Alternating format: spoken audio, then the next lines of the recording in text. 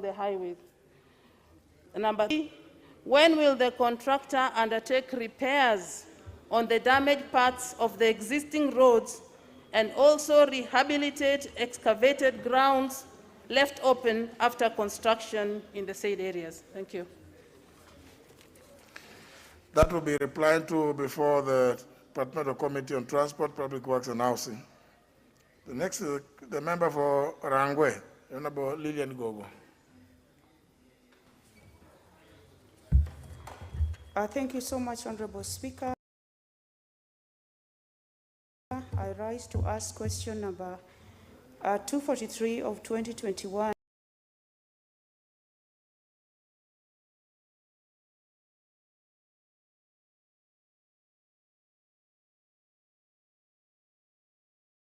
And this follows what was indicated in a section of the press concerning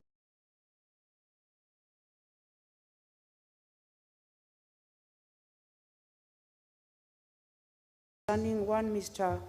Joseph Mboya Nyamuthe. And this question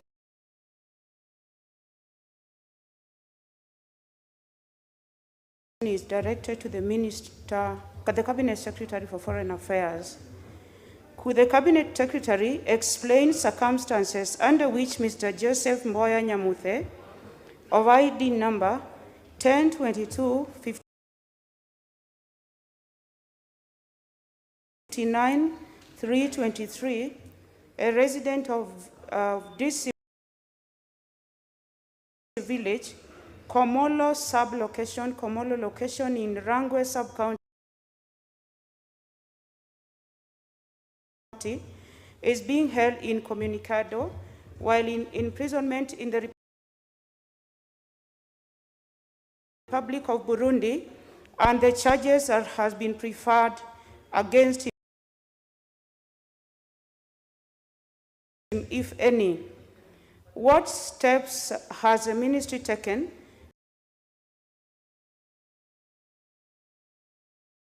to secure the release of Mr. Joseph Mboya Nyamuthe and or enable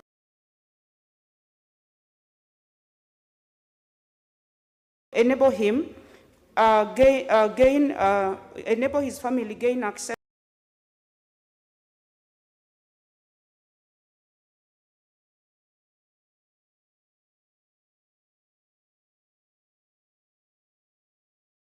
to him, or allow his legal representatives to reach him? Could the Cabinet Secretary clarify whether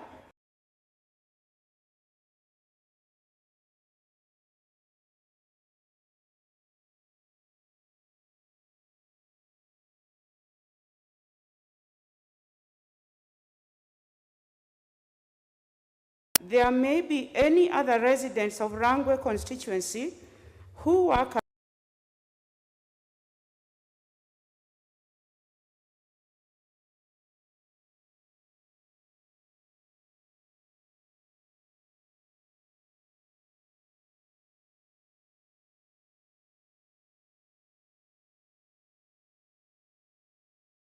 at his company in Burundi who may have been held along, and what actions or action, if any, the ministry is taking to secure their release? Thank you, Honorable Speaker.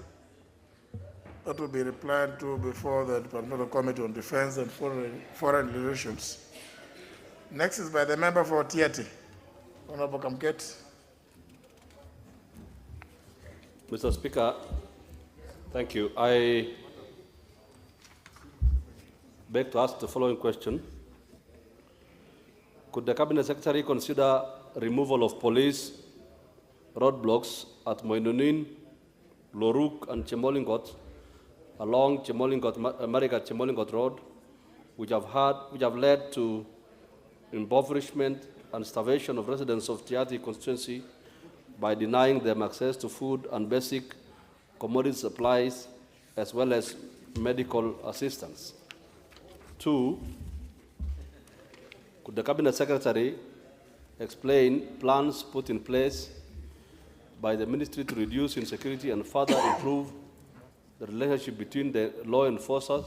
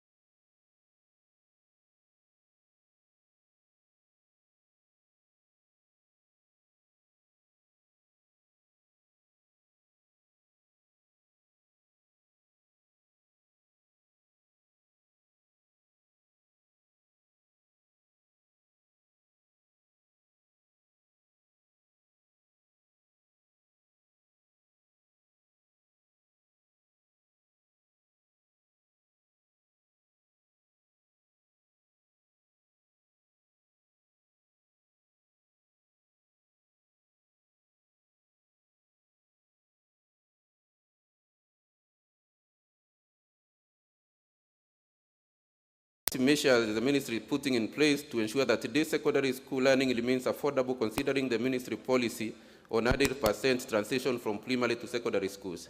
Thank you, Mr. Speaker.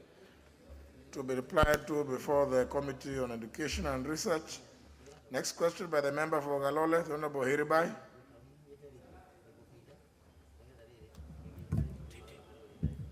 Thank you, Mr. Speaker. I rise to ask question number 246 of 2021, and my question is directed to the Minister for Transport, Infrastructure, Housing, Urban Development and Public Works.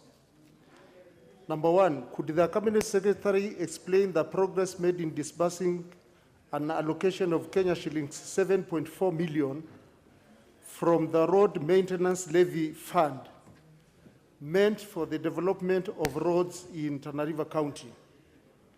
Number two, could the Cabinet Secretary undertake to ensure that the said allocation is dispersed, and when is it expected to be availed to the AIE holders for utilization? Number three, could the Cabinet Secretary provide an update on the progress made while privatizing the National Bank of Kenya and in the ongoing efforts at privatizing the state-owned sugar factories? The Speaker, could he also explain when he intends to fill the existing vacancies in the membership of the board of the Commission? And finally, Mr. Speaker, what steps is he taking to ensure that the Commission is able to carry out its mandate, including through the provision of the necessary resources? Thank you, Mr. Speaker. Question will be replied to before the Departmental Committee on Finance and National Planning. The last question by the member for Marakwet West, the Honorable Kisang. Thank you, Honorable Speaker. I rise to ask question number 256 of 2021 to the Cabinet Secretary for Water, Sanitation and Irrigation.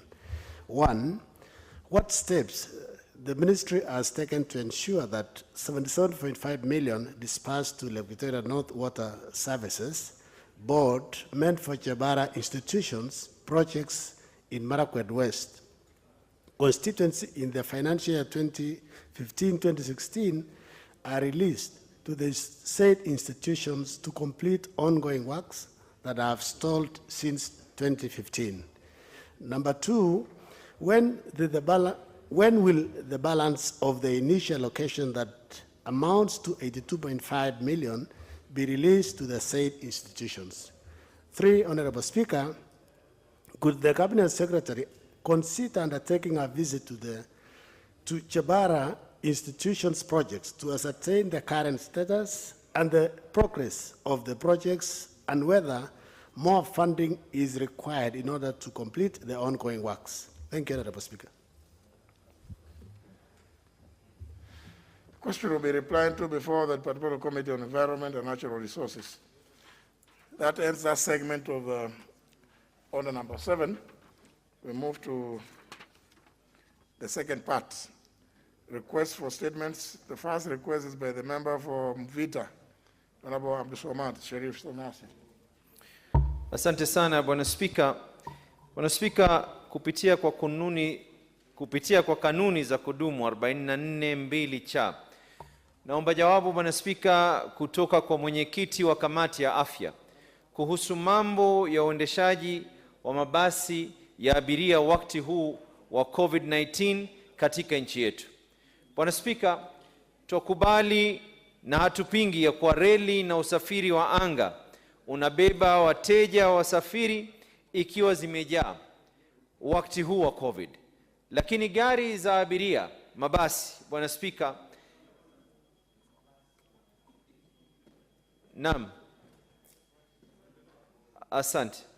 Bwana Spika, gari za abiria zinazofika zaidi ya 1260 kupitia kampuni 42, Bwana Spika, zinabeba zikiwa na nusu abiria na wamekatazwa usafiri wa usiku. Kampuni kadhaa, Bwana Spika, zimefungwa, watu hawajalipwa mishahara, wengine wamefutwa kazi na hali, Bwana Spika, yazidi kuwa ngumu. Washikadau, Bwana Spika, wakiwemo NTSA na wenye kampuni wenyewe hawakuhusishwa katika mpango ya Wizara ya Afya.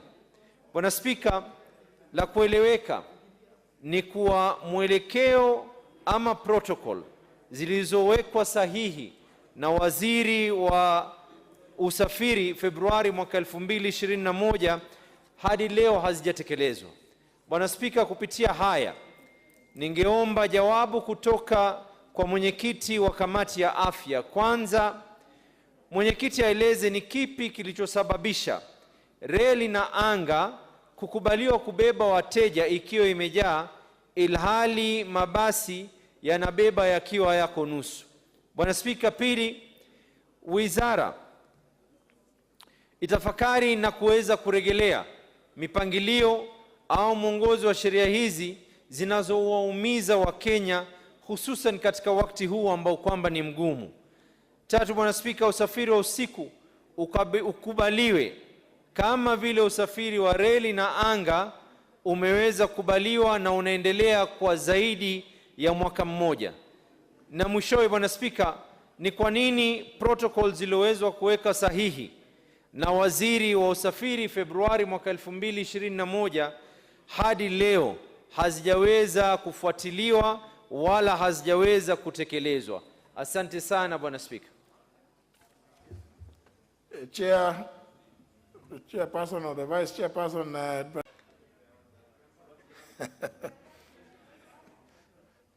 I see. Anyhow, the request will be channeled through the office of the leader majority. Maybe they will understand that then they are supposed to be here, but I don't think that the Vice Chair is in the same bandwagon. Okay, the next request is by the member for Chepalungu, Honorable Koske Gideon. Thank you, Speaker. Request for statement regarding classification of Bomet County as a COVID-19 hotspot zone.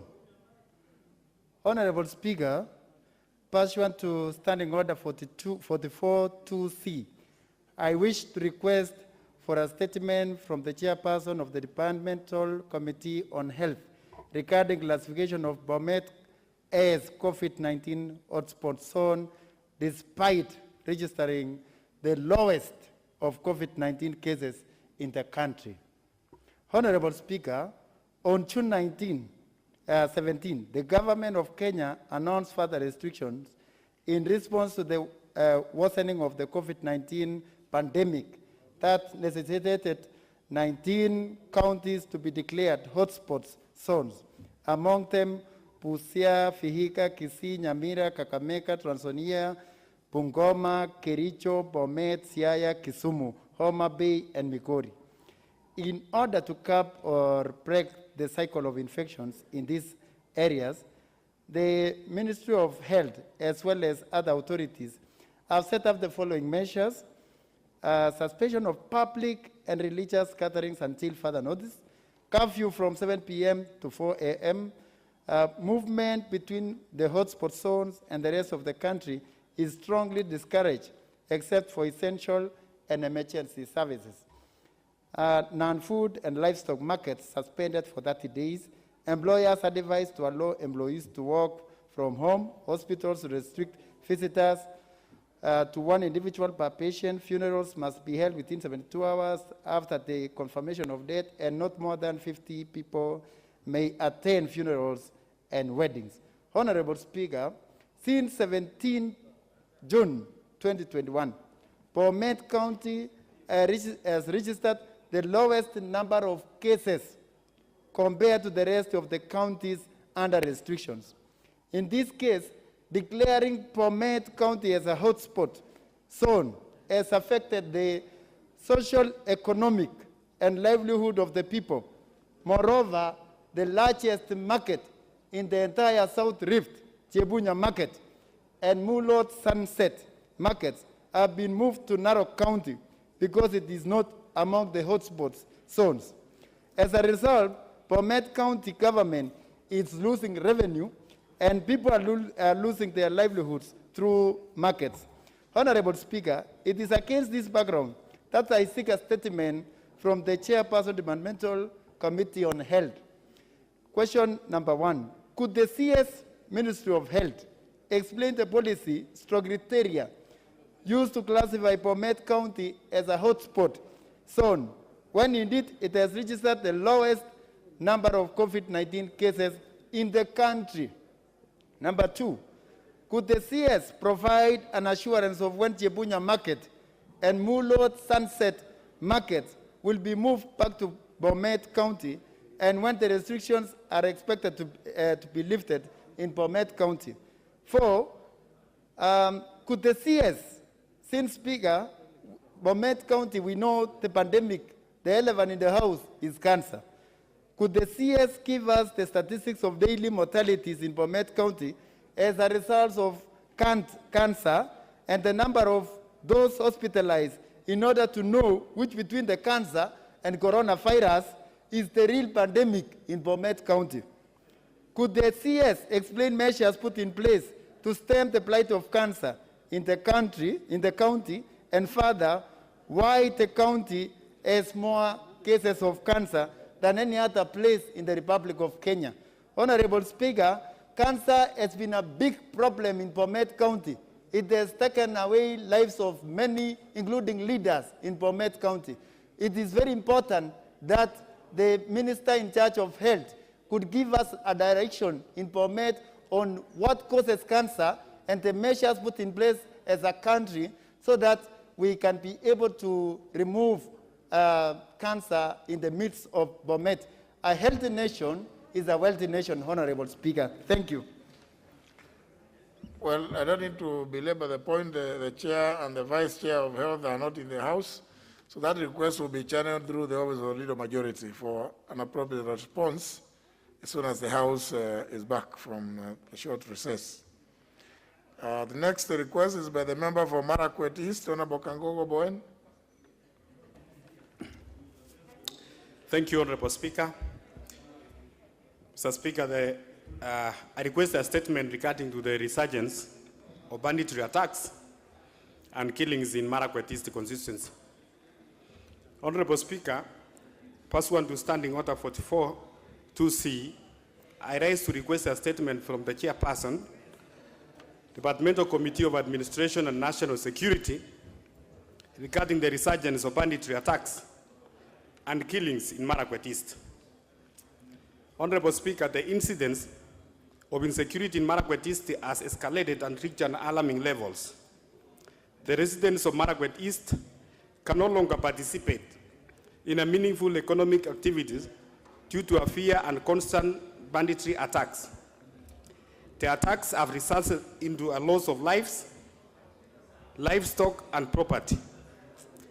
In the past 1 month, Honorable Speaker, the June 2021, several incidents have been reported to the authorities, but no action has been taken by the government. The incidents, Mr. Speaker, include the following. On 21st June 2021, 39 courts belonging to Esron Chebaita, Obtulio and Mutang residents of Koipiri location, and further 182 cows in Mokoro location and Kibiriam locations were raided following the banditry attacks. On 21st and 24th June 2021, a raid took place in Endor location, Mr. Speaker, where 2 persons were killed, namely Benjamin Lokorem and a young Standard 4 Master Desmond Kiptor. And several cows and goats belonging to the residents were taken away. On 28 June 2021, Mr. Speaker, another attack took place in Kaben location where 14 cows belonging to Msetubel were taken away. On 29 June, Mr. Speaker, bandits shot 3 people who escaped unhurt on their way from Tot to Kapkobil area. Mr. Speaker, on 3rd July 2021, a raid took place again at the same area called the Sangach in Endor location, where 100 coats belonging to locals were taken. Honorable Speaker, the continued laxity by the security agencies in Marakwet East and its neighboring constituencies has seen a loss of lives and livestock, which is a source of livelihood for the residents. It is against this background, Mr. Speaker, that I seek a statement from the chairperson, Departmental Committee on Administration and National Security on the following. 1, Mr. Speaker, could the chairperson explain the measures the government is taking to address the resurgence of raids and banditry in Marakwet East? And number 2, Mr. Speaker, what efforts are in place to arrest the perpetrators of the attacks and the recovery of the stolen livestock? Thank you, Mr. Speaker. Chairperson, Particular Committee on Administration and Security. Vice Chair, both being absent, statement will be channeled through the Office of the Leader of Majority. Next request by the member for Baringo North, Honorable Kamuren.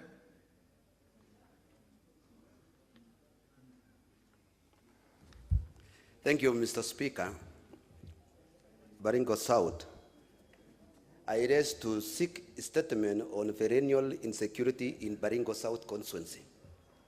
Honorable Speaker, pursuant to provision of Standing Order 44-2C, I wish to request for a statement from the chairperson of the Departmental Committee on Administration and National Security regarding the matter of perennial insecurity in Marakwet sub-county in Baringo South constituency.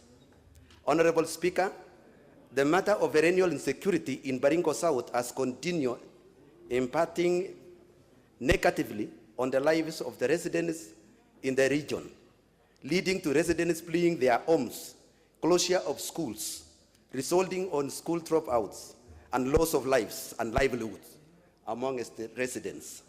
Honorable Speaker, various measures have been attempted by the successive government to resolve the issue, but with no long-term solution ever realized.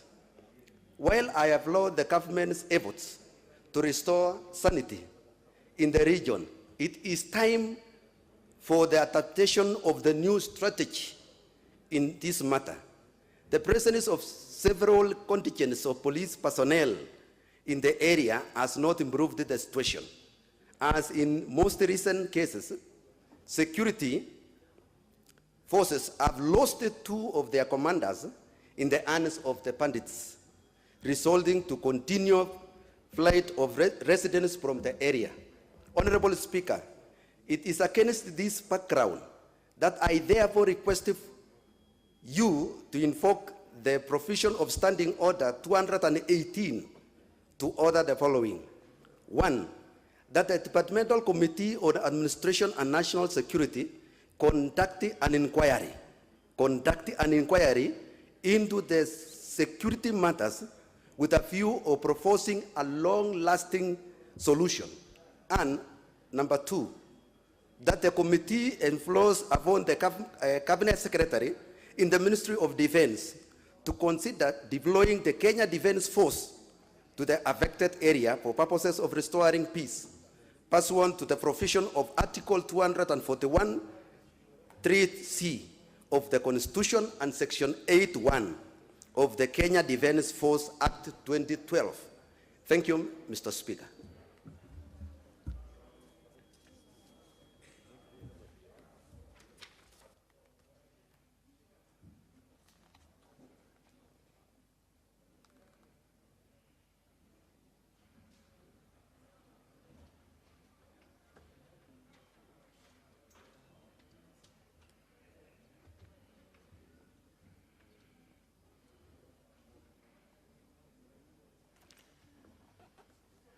Now, Honorable Kamren,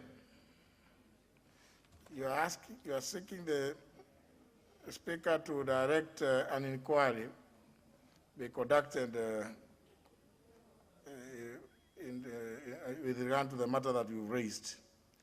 What are the exceptional circumstances that would warrant that? Thank you, Mr. Speaker. The reason behind why I'm seeking for inquiry, Mr. Speaker, is that it is now 19 years since the same insecurity and banditries, these attacks has been taking place, 19 years. People have lost their land, Mr. Speaker. 9 schools were closed. Even right now, I am talking, there are almost 4 schools permanently closed and even deregistered as a result of this. So it has taken 19 years, Mr. Speaker, and it started way back. The ones who are occupying the 3 locations are residents from another constituency, which is Tiati constituency. That is Mukutane location, Araval location, and Rukus location. And that is why I'm wondering, when the member of parliament is raising a question about roadblocks, while the banditries are coming from his region. Right away, Mr. Speaker, overpopulation of around 29,000 people are not living in their houses. They are not living in their chambers. The irrigations, which are national irrigations, people have left that, but it's now pushed. And that is why I'm requesting for inquiry so that they can capture all these, the loss of the properties, the disturbances. I know of several students who are schooling in national schools like Mangu, like Maseno, like Stare. They had to leave those schools and come and study in day schools because their parents lost their animals and they have lost their houses. They have lost their properties. So they were unable to pay their school fees. So 19 years, Mr. Speaker, these boys now and these girls of those 19 days are mothers right now, and the culture that is within them is a culture to revenge.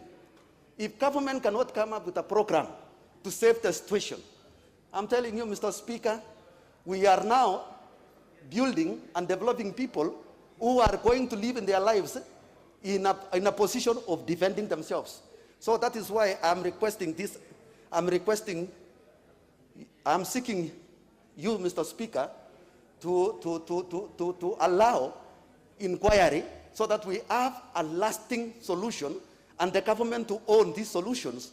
Then they will assist my people to return back to their land.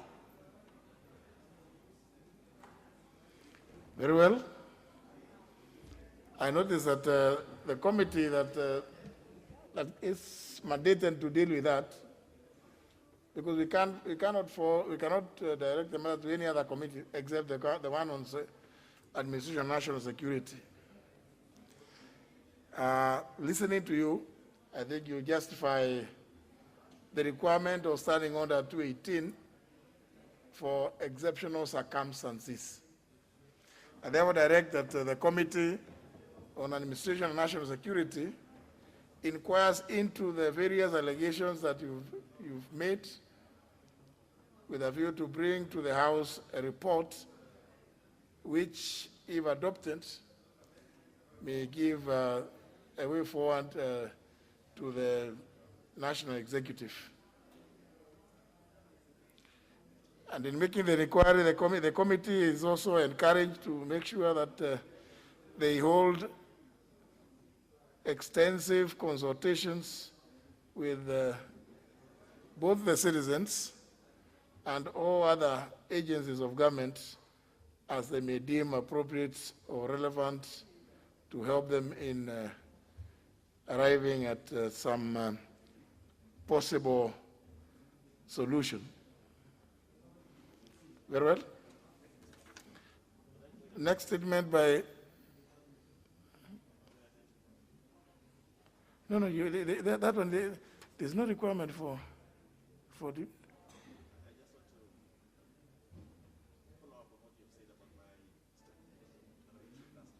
No, it's not your statement. The one I issued last week. You have not issued a statement on Obaya. But we are not through. We are not through. Yeah. Next request is by the Honorable Member for Saku, Honorable Ali Raso.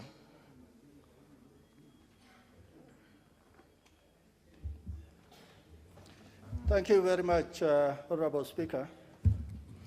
Honorable Speaker, I wish to request for a statement on militia attacks and killings in Saku constituency, in Moyale and Isiolo County.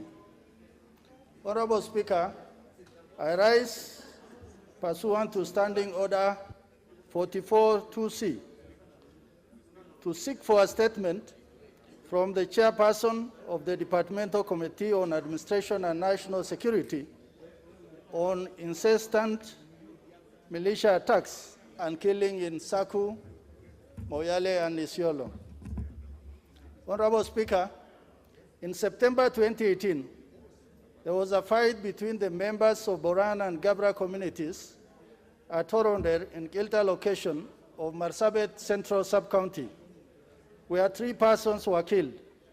During this attack, for the first time, organized militias were used and armed with heavy machine guns were able to overpower the police forces. This conflict has been running for almost 3 years and is escalating. Even more disturbing because these attacks and livestock rustling are taking place in Saku, Sololo, in Moyale, and Isiolo counties. These attacks with mass militias in the hundreds are becoming more lethal, well-coordinated, synchronized, and with elaborate logistics, including vehicles and medical support. Honorable Speaker, the level of violence being experienced in the area of Saku, targeting a particular community to extinction, is unprecedented, and the main motivation appears to be land and politics. Furthermore, the audacity, brutality, and precision with which these vicious attacks are being carried out seems to indicate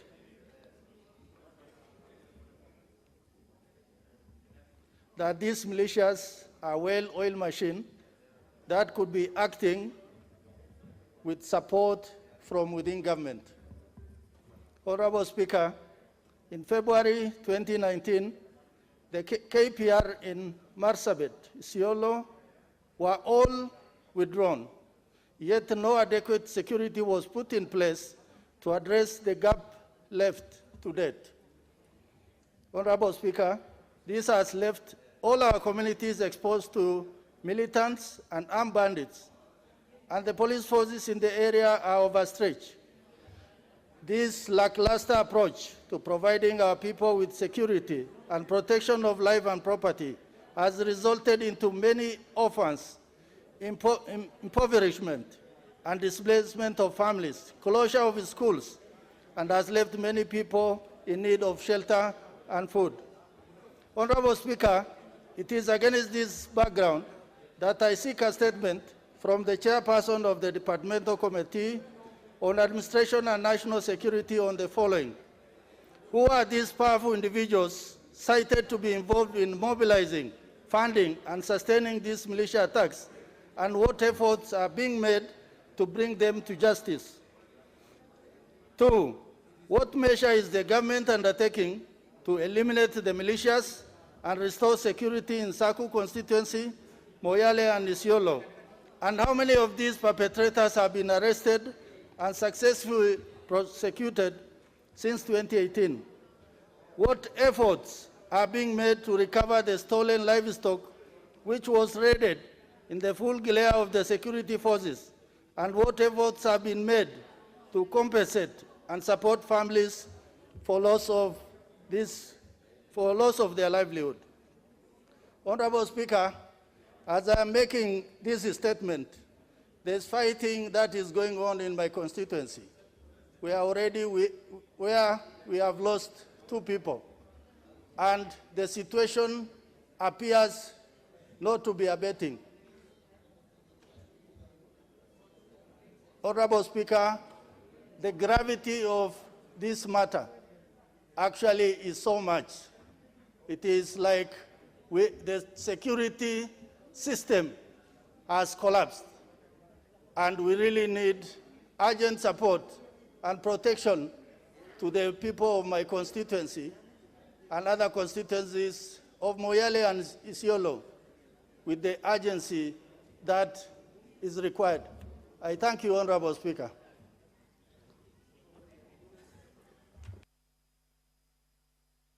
That the member for Moyale also wants to say something. Is that so? Honorable Wario Guf. Thank you, Mr. Speaker. I think what Honorable Russell has just requested, Mr. Speaker, is what I've been saying severally since February. As you know, Mr. Speaker, the two schools in my constituency, that is Funankumbe and Rawan, are still closed. And Mr. Speaker, what we have seen is that there's an organized militia, fully funded, that either goes to Moyale and attack our people, the Borana, rush to Saku and attack the Borans there. And unfortunately, Mr. Speaker, today around Sigel area, the road going to Nodor, I was told 2 teachers, people who are actually living down country and going to Nodor to educate the young children, have been killed and 2 others are tortured. Mr. Speaker, that clearly shows that things are getting out of hand. There's a scheme actually to create tension in Marsabit town and the areas of Moyale around Sololo area that covers the Nodor constituency. Mr. Speaker, it is as if there's creation of a country within Kenya. People who are not under any government. People who move anyhowly and go and attack innocent Kenyans. Mr. Speaker, I remember a case where livestock was, around 2,000 livestock were driven away. And KDF choppers and police helicopters went. And instruction was given from Nairobi for action to be taken. Mr. Speaker, this is not supposed to be happening in Kenya. Every Kenyan has right to security, and I think there's a pure negligence from the government in the areas that I have mentioned.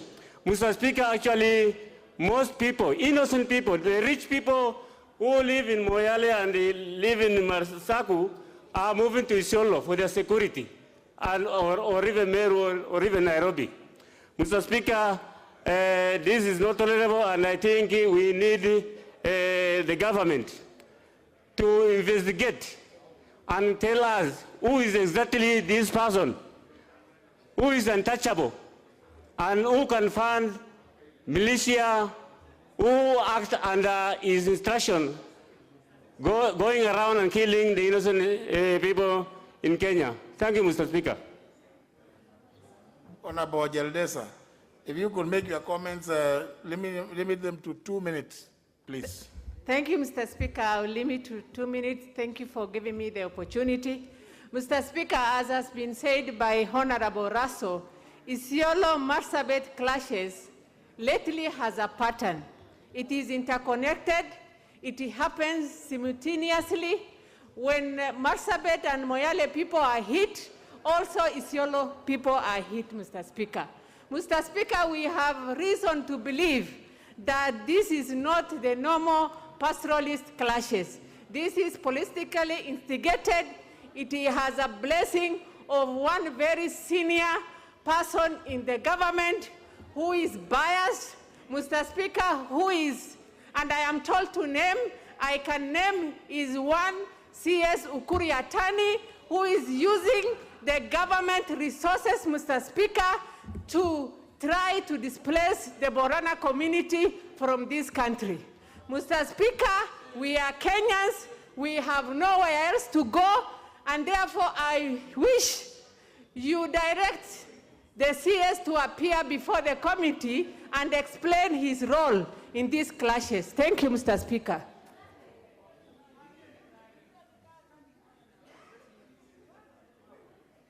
Honorable Hulu for order. Thank you, Mr. Speaker. May I also add my voice to this? Mr. Speaker, as we speak, many parts of my constituency have suffered attacks which are so different from, what we are used to.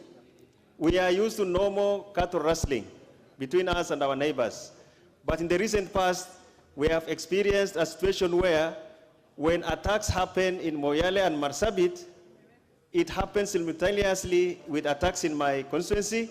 And for the first time, we have seen bandits who are well armed, who do not, who seems to operate with a lot of impunity, enforcement officers, bandits who have guts to fire at RDU officers, and also who go out of their way to destroy water points, burning down boreholes, gensets, and so on and so forth. Mr. Speaker, I would like to support the sentiment, the request of Honorable Raso. We have to get to the bottom of this issue. It is very clear that this could only happen with express support, logistic support from somebody who is so high in government, to the extent that probably even the CS in charge of national security may not be able to lean on him. So I would like the committee to look into this matter so that we can have a lasting solution to the problem of insecurity in Upper Eastern. I will allow the Honorable Kaluma to weigh in because he's a ranking member of that committee, because this matter of this is becoming too much about deaths within Isiolo, and I think Marsabit, and almost the entire Marsabit, Saku, yes, and Moyale. Honorable Kaluma. Honorable Speaker, I wanted to speak on behalf of the chair of the committee who is absent. The issues being raised are not new. Honorable Speaker, the records of the House will confirm that there is a previous petition brought on the very matter and on the very issues by Honorable Dido Raso himself. That petition has been considered by the committee, and let me thank you, Speaker, on behalf of Parliament. You even facilitated the committee to visit Marsabit. Honorable Raso will confirm we sat with him among other leaders and various members of the communities living in Marsabit across those constituencies being mentioned. From Moyale, Fafi, even I think the Rendile section, Laisamis, all of them. And with the facilitation of Parliament, taking all that risk. So my concern, Honorable Speaker, is that Honorable Dido Raso and the members who know this matter had been raised, the committee has even retreated and done a report. With your indulgence, I had hoped that we would even lay the report covering all those matters, and our preferred solution to them is again raising this matter. I wanted to request, Honorable Speaker, that as leaders we don't, address issues concerning security in a manner that may escalate them and engender tension among the people. Because when we speak, the people down in Marsabit are watching.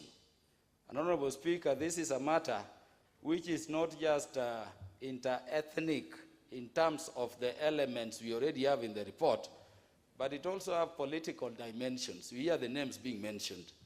Let us use the platform of the House to be fair when there is a matter under consideration before the House through its proper committees as per our prayer.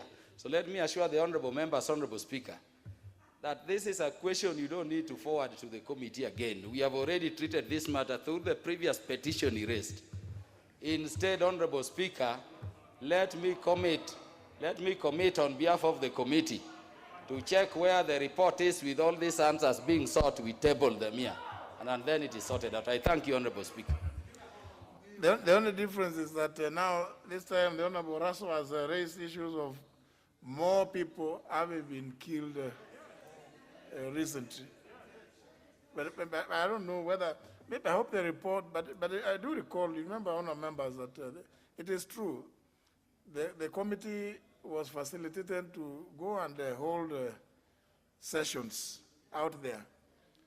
And it also, what Honorable Kaluma is saying is actually not, is not far-fetched, that it may be necessary for us to see what recommendations the committee has proposed to try and address those whatever fuels those skirmishes.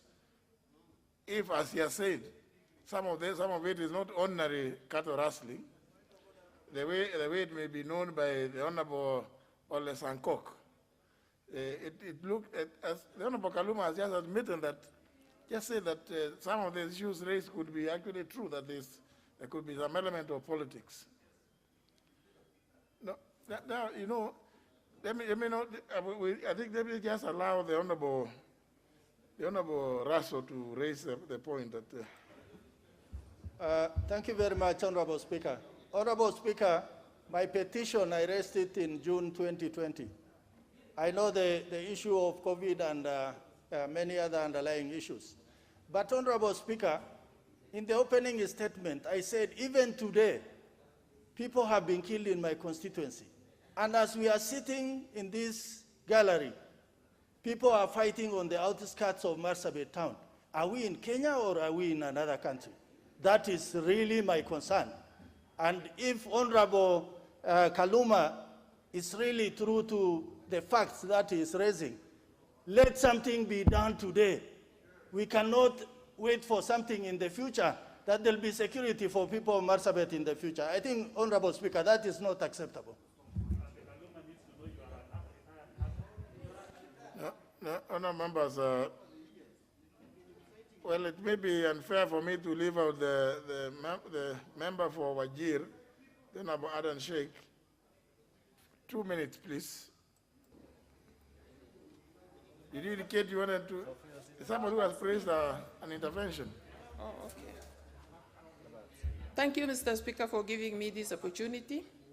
Frequent tribal conflict in Marsabit and Isiolo County has caused a lot of death and a lot of livestock taken away from our people. This also has contributed to poverty rate. We have a lot of orphan children and widows due to this frequent tribal conflict in our counties. We used to have a National Police Reserve. We used to have KPR, and the service of KPR has been withdrawn. KPR used to take care of people, give us security at the village level and locational level. Since their services has been withdrawn, this frequent tribal conflict also increased a lot. So I support what Mheshimiwa Rasso, I support that motion. Thank you. Well, it is a request for a statement. That's a request. Honorable Kaluma, you just take this current request.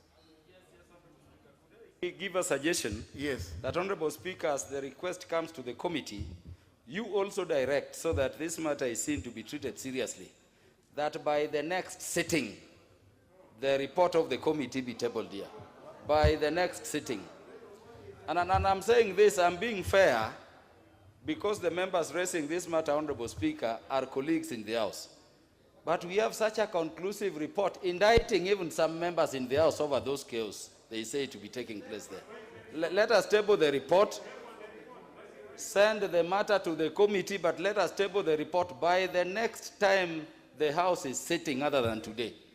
It will solve this issue. It's your secretariat which should bring the report, isn't it? Yes, it is.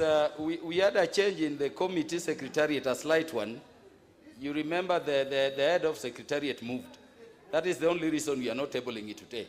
But it would be ready the next time the House is sitting, even if it were to be tomorrow. Very well. Let the report come, but in the meantime, also the request by the Honorable Rasso should be looked into, and if need be, let the Cabinet Secretary also actually appear before your committee, because I don't think whether it helps all the members. It does not help the situation that a statement will be brought like the one which came here the last time.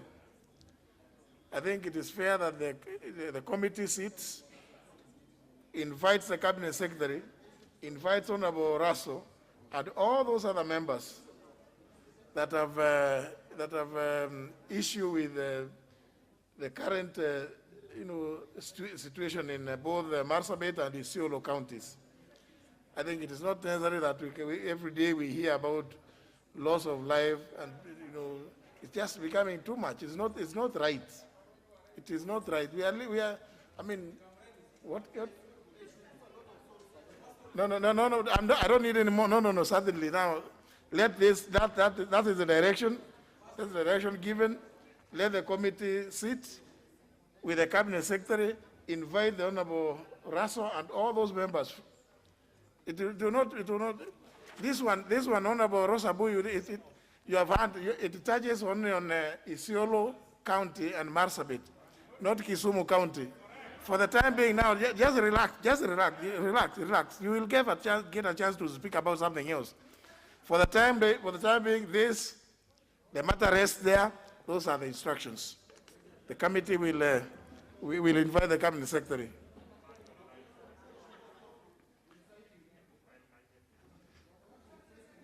Now, we still have something from the Honorable Dr. Makali Mulu.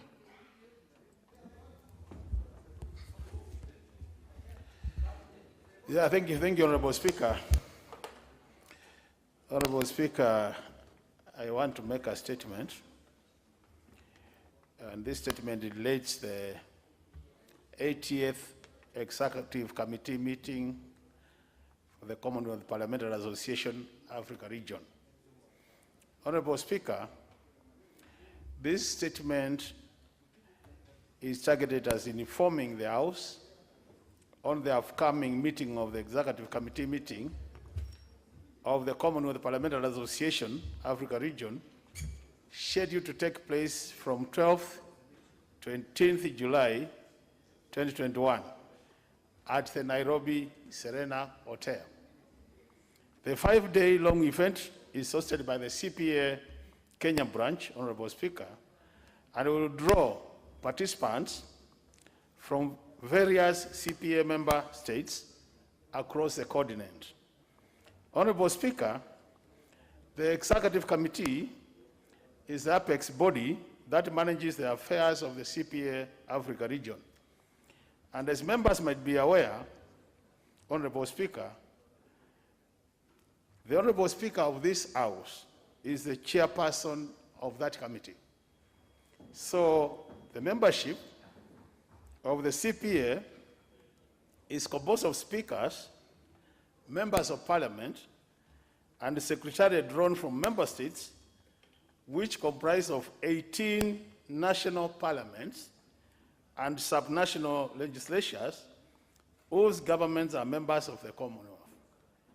This is therefore, Honorable Speaker, to inform the House of the upcoming event, and at the same time, Honorable Speaker, thank your office and the office of the Clerk of this National Assembly for agreeing to host this important meeting, Honorable Speaker. Honorable Speaker, the members are aware that since COVID-19 was declared as a national pandemic, or international as a pandemic, Honorable Speaker, most meetings have been taking place through Zoom. But, Honorable Speaker, under your leadership, you have agreed to host this important meeting in this country, and it's going to be a physical meeting, Honorable Speaker. So I just want to thank you, and Honorable Speaker, inform the House that under your leadership, we have experienced, we have tested, and we have even smelled exemplary leadership. And I think it is, Honorable Speaker, we can't really fail to say that. This has been done in Africa as a continent and also internationally. So, Honorable Speaker, honorable members, as you see a lot of visitors next week, we want you just to be aware that these visitors are our visitors, and we need to host them and welcome them to Kenya as they conduct their business in this important meeting. Honorable Speaker, I thank you for this opportunity. Thank you very much.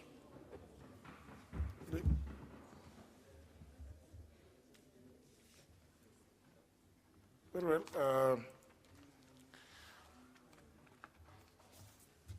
Honourable members are indicating that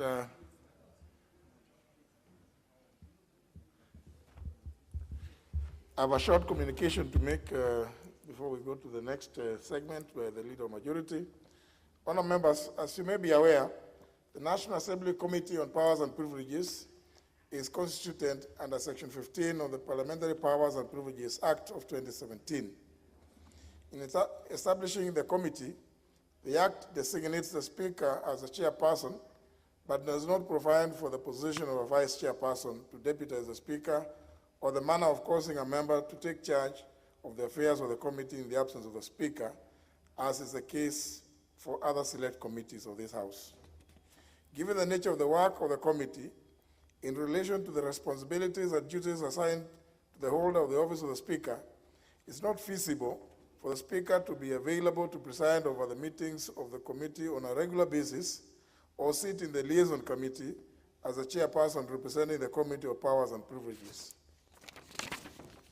Honourable members, in order to strike a fair balance and to ensure that the Committee of Powers and Privileges is able to regularly transact its business unhindered, and to also have representation in the liaison committee, I hereby today designate the Honourable Vincent Kemose Mogaka, MP, a member of the Committee of Powers and Privileges, as the Vice Chairperson of the same committee and representative of the committee in the liaison committee on behalf of the chairperson. This appointment takes effect immediately and shall remain in force until such other time as I may communicate otherwise. I thank you, members.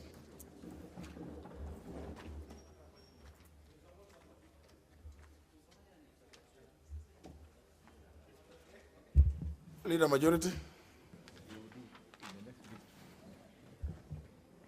Honourable Speaker, pursuant to the provisions of Standing Order number 44-2A, I'd like to give the following statement on behalf of the House Business Committee, which met on Tuesday, the 6th of July, 2021, to prioritize business for consideration.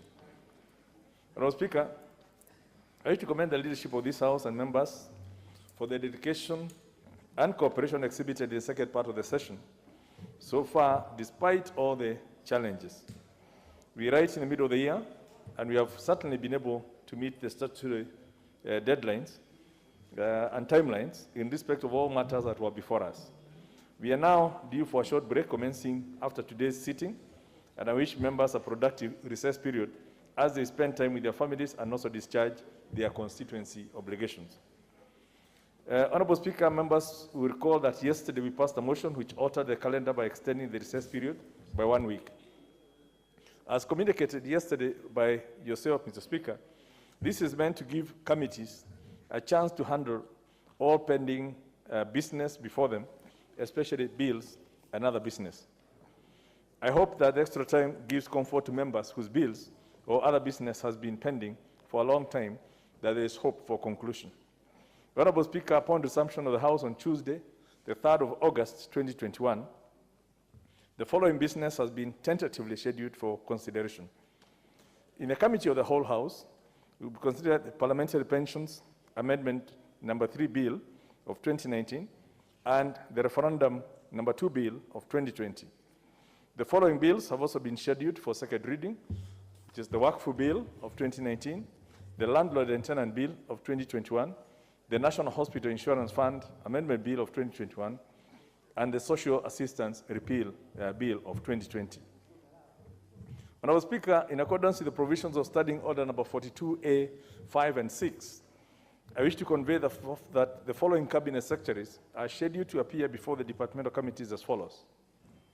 Number 1, the Cabinet Secretary for Environment and Forestry will appear on Tuesday, the 13th of July, 2021, before the Departmental Committee on Environment and Natural Resources to respond to question number 188 of 2021 by the Honourable Kangogo Bowen, MP, on the death of Mr. Edwin Kiplagat-Yachich after confrontation with the Kenya Forest officers. Number 2, the Cabinet Secretary for Water, Sanitation and Irrigation will appear on Wednesday, 14th of July, 2021, before the Departmental Committee on Environment and Natural Resources to respond to question number 218 of 2021 by the Honourable Kamoti Mwamkale, MP, on the status of construction of the Mzima 2 water supply project. B, question 219 of 2021 by the Honorable Ferdinand Wanyonyi MP on the status of the desiltation of Kapsito, Aseka, and Marinda dams in Kwanza constituency. And also to answer question number 226 of 2021 by the Honorable William Kisang MP on status of the Moiben Kusero Community Water Project. Number 3, the Cabinet Secretary for Health will appear on Thursday, the 15th of July, before the Departmental Committee on Health to respond to question number 114 of 2021 by the Honorable Benjamin Washiali, MP, regarding the AstraZeneca COVID-19 vaccine and its any associated side effects, benefits, level of protection, and the process used by the government in approving the vaccine. Also answer question number 186 of 2021 by the Honorable Caleb Amisi on why the National Hospital Insurance Fund is yet to remit over 3 million shillings owed to St. Raphael Dispensary in Matisi Village in Saboti constituency. Also, question number 208 of 2021 by the Honorable Charles Njagwa, MP, regarding the basis for allowing rail and air transport to carry passengers at full capacity during the COVID-19 pandemic while subjecting other means of public transport to reduce passenger capacity requirements.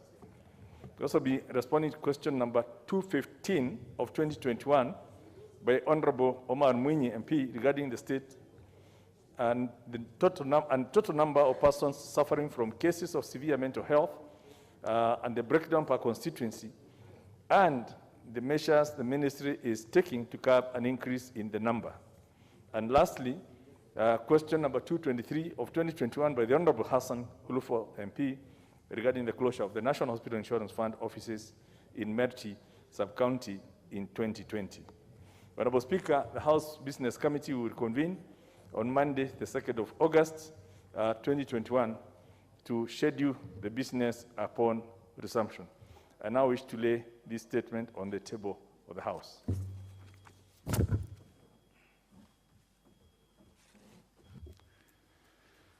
Very well. Next order. Yeah. What is the, who has a point of order? John Paul Mwirigi. Thank you, Mr. Speaker.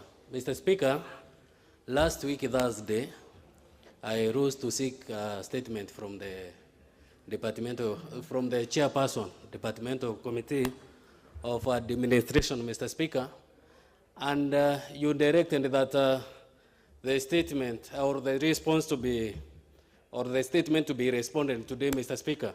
I was expecting the response now, Mr. Speaker, but there is no response, and even the chairperson, Mr. Speaker, who was not in last week, Thursday, even today he is not around.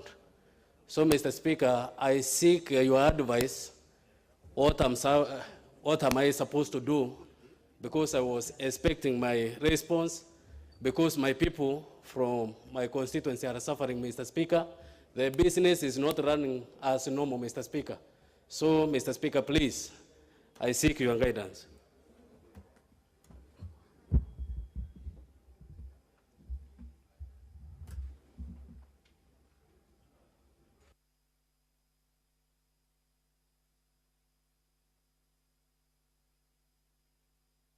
Sorry, that's why sometimes I prefer if members can consult me in the office, because the Honorable John Paul Mwirigi, you sought a statement from which committee, sorry?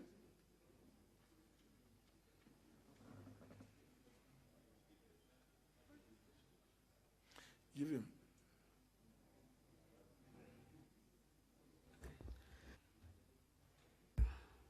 Administration and National Resources. And I think also the leader of majority, Mr. Speaker, is around. Maybe you can direct me how it will be done. Because last week on Thursday, you directed the only unfortunate bit is that you also said, you acknowledge that the chairman and the vice chair are both absent. And today is the last sitting day before we proceed on a short recess. But, Mr. Speaker, they had committed that they will respond today. Now that they are not present, what do we do? You know, because does the leader majority have the response? You know, Mr. Speaker, now there is the chairperson has the responsibility of this committee, and I have the mandate of the people of Mutembei South, Mr. Speaker, to represent them here. And when I represent the people of Mutembei, Mr. Speaker, and when there is a directive which has been given by yourself, Mr. Speaker, I expect now to have something to respond back to the people who sent me in this house. The best I can do is that since the chairman is not present, is to direct that when the House next sits, he presents the statement. And the House next sits on 3rd of August, as the House passed yesterday in a resolution. Much obliged, Mr. Speaker. Yeah, because there's nothing. If we were sitting next week, then we could say that the answer be brought on Tuesday. But now we have already passed the motion yesterday that altered the calendar so as to extend the recess period, because committees have also a lot of other work, a lot of other businesses before them, including responding to your statement. And I think in that same category, the Honorable Mutembei, you had an issue which was similar. I could allow you to raise it.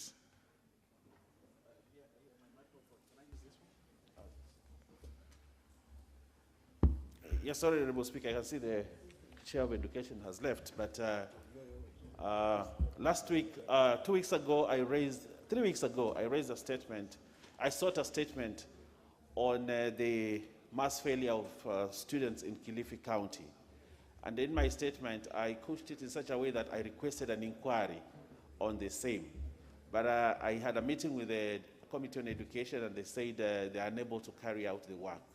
So I said that I'll come back to the chairman and request that you invoke Section 2, Standing Order 218-2, I think, on the same, so that you direct that they actually conduct the inquiry, come to the ground, talk to the stakeholders, correct information, and actually come and present a report here. Are they able to say that they are unable to do? You see, you sought a statement. Yes. The statement was not in the form of appealing to the Speaker not to apply Standing Order 218, subsection 2. Yes. So to the extent that it was not under 218. Yes.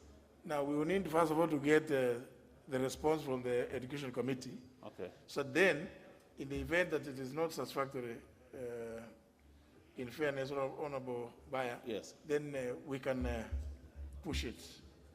Yes, I agree. In the event that the statement they bring is not satisfactory.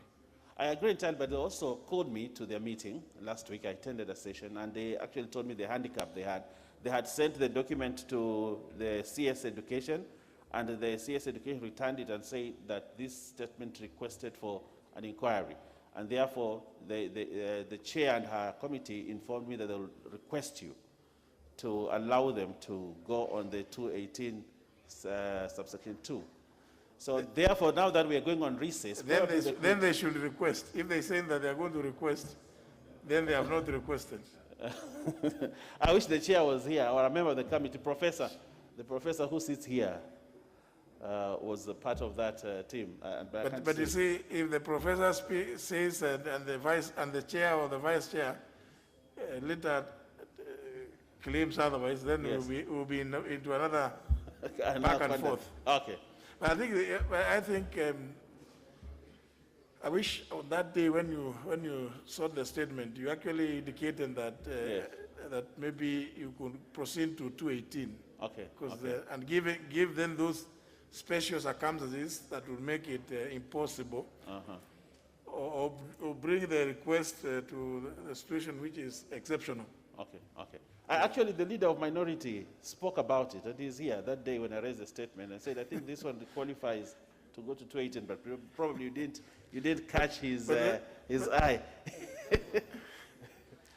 You see, honourable members, I've been, but let me say this, honourable members, because sometimes it may well be that honourable Bayer, Yes. that maybe the honourable John Bundy may have said things like those, but you see, sometimes I'm inundated with the consultations here, and Yes. I encourage members to Consult as in much the as office. possible, Yes. you know, because of some of them are small technical matters which we can actually resolve in the house, in the Yes. office. Yes. So that I'm able to also apply my mind to everything that That's- is said here. Okay, okay. Yes, yes. Yeah, but it's okay, Chair, we could wait, but I hope they'll be able to, when we open, they'll be able to come back and do the same thing, so that we can expedite this matter.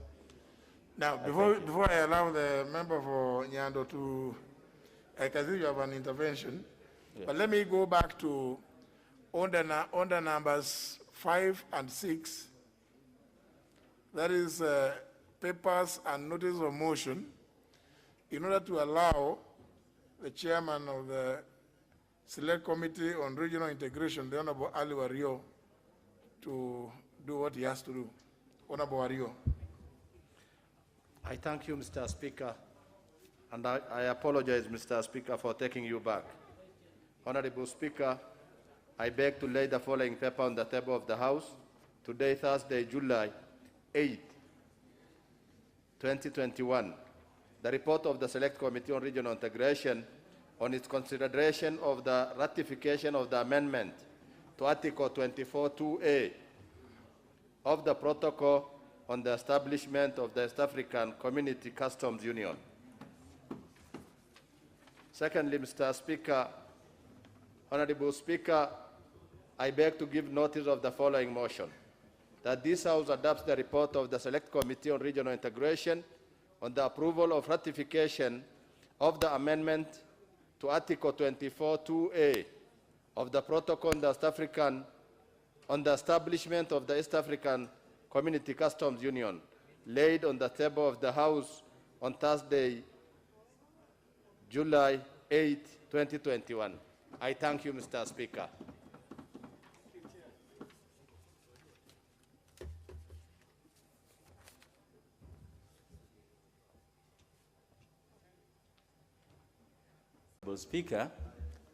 Speaker, I want to thank you on the same breath that yesterday you did give a comprehensive enumeration of pending bills by private members at various stages in this House.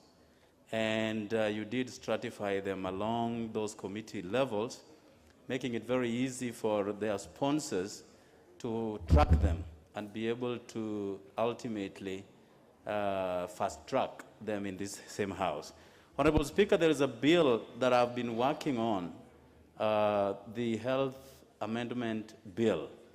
I have appeared before the Committee of Budget, presented my case, and when you presented a catalog of pending bills yesterday, I had expected to know exactly where my bill is lying. Unfortunately, though, I did not hear from that long list on that particular bill.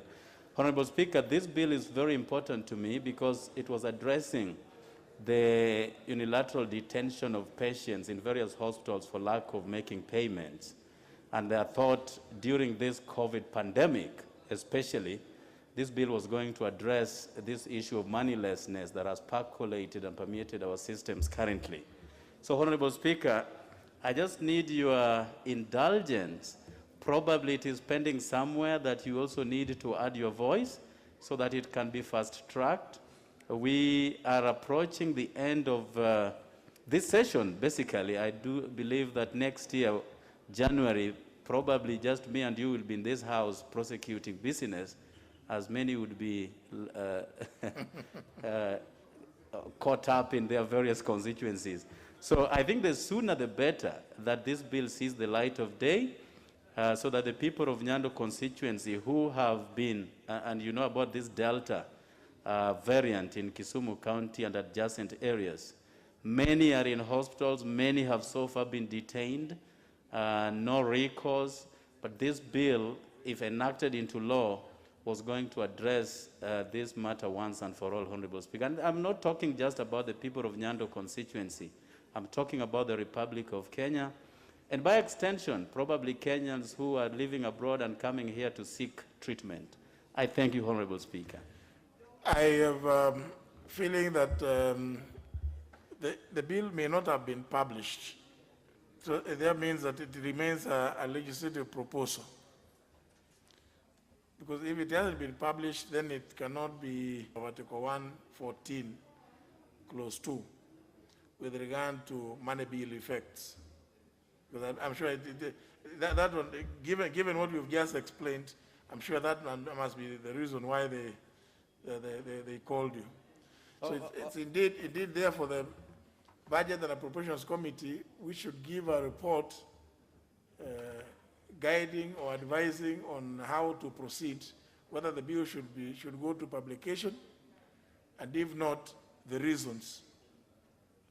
Well, Honorable Speaker, I was caught aback because this is something that began in the year 2018, and I reckon we had 2019 almost lost due to the pandemic.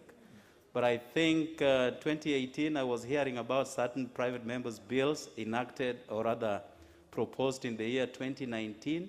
So how my bill was overtaken so easily by other private members' bills remains a bizarre to me, Honorable Speaker, and I'm puzzled to that extent. Then the clerk will find out, maybe Mr. Ndombi, find out what has become of that legislative proposal. Thank you. On amendment to the Health Amendment Act. Health Amendment Act, yeah. Thank you, Honorable Speaker. Next order.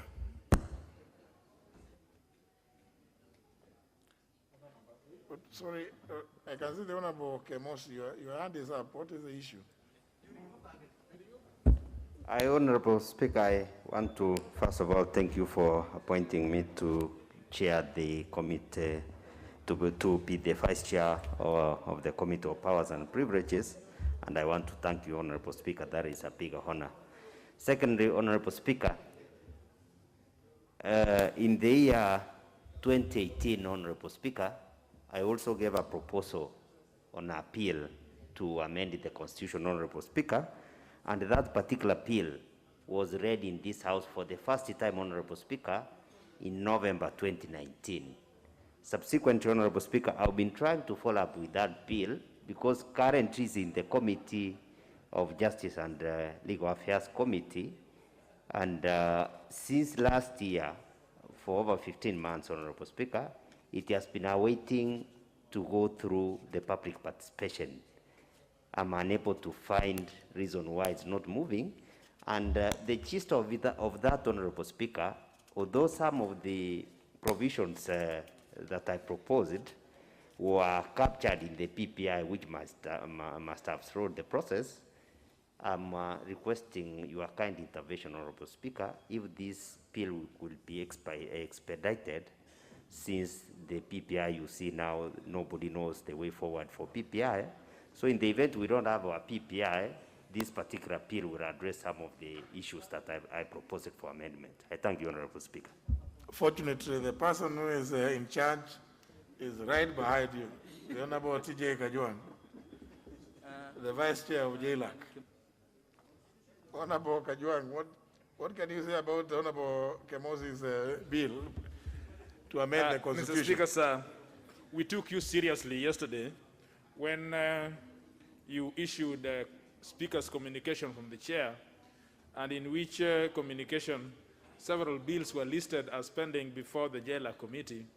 We have so far made very urgent arrangements to make sure that these bills are progressed and processed, with emphasis on individual members' bills. I am sure that this is one of those. I have seen the catalog of those bills pending. One of them is this to do with the public participation. We recognize the enormity and the importance of that bill, because public participation is a wild animal that everybody else has spoken about. And now that someone is attempting to make a legislative proposal around it, we are very keen to process that. We have expressed our regret that it was not brought as early as the member would have wished. But we can assure him that after the recess, it will be one of the bills that will be before the Assembly to process. So my friend can rest be assured that that will be done. Thank you very much, Mr. Speaker.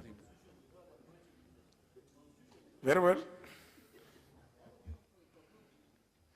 I think let's now deal with the business appear now on the order paper.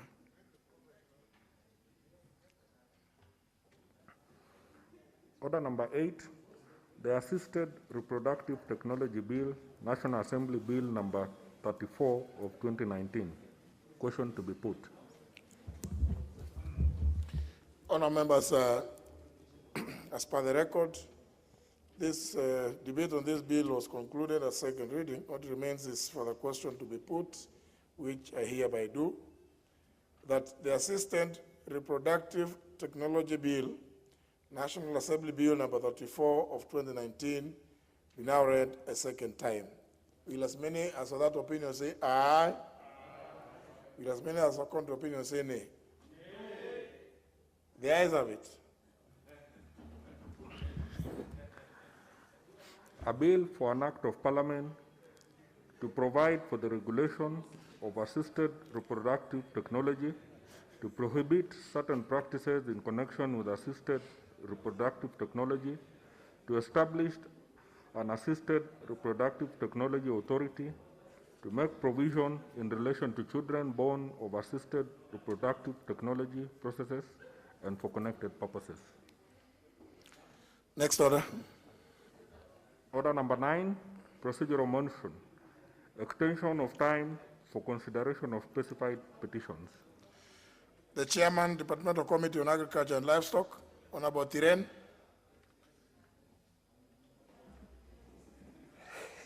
Thank you, Honorable Speaker. I'm here.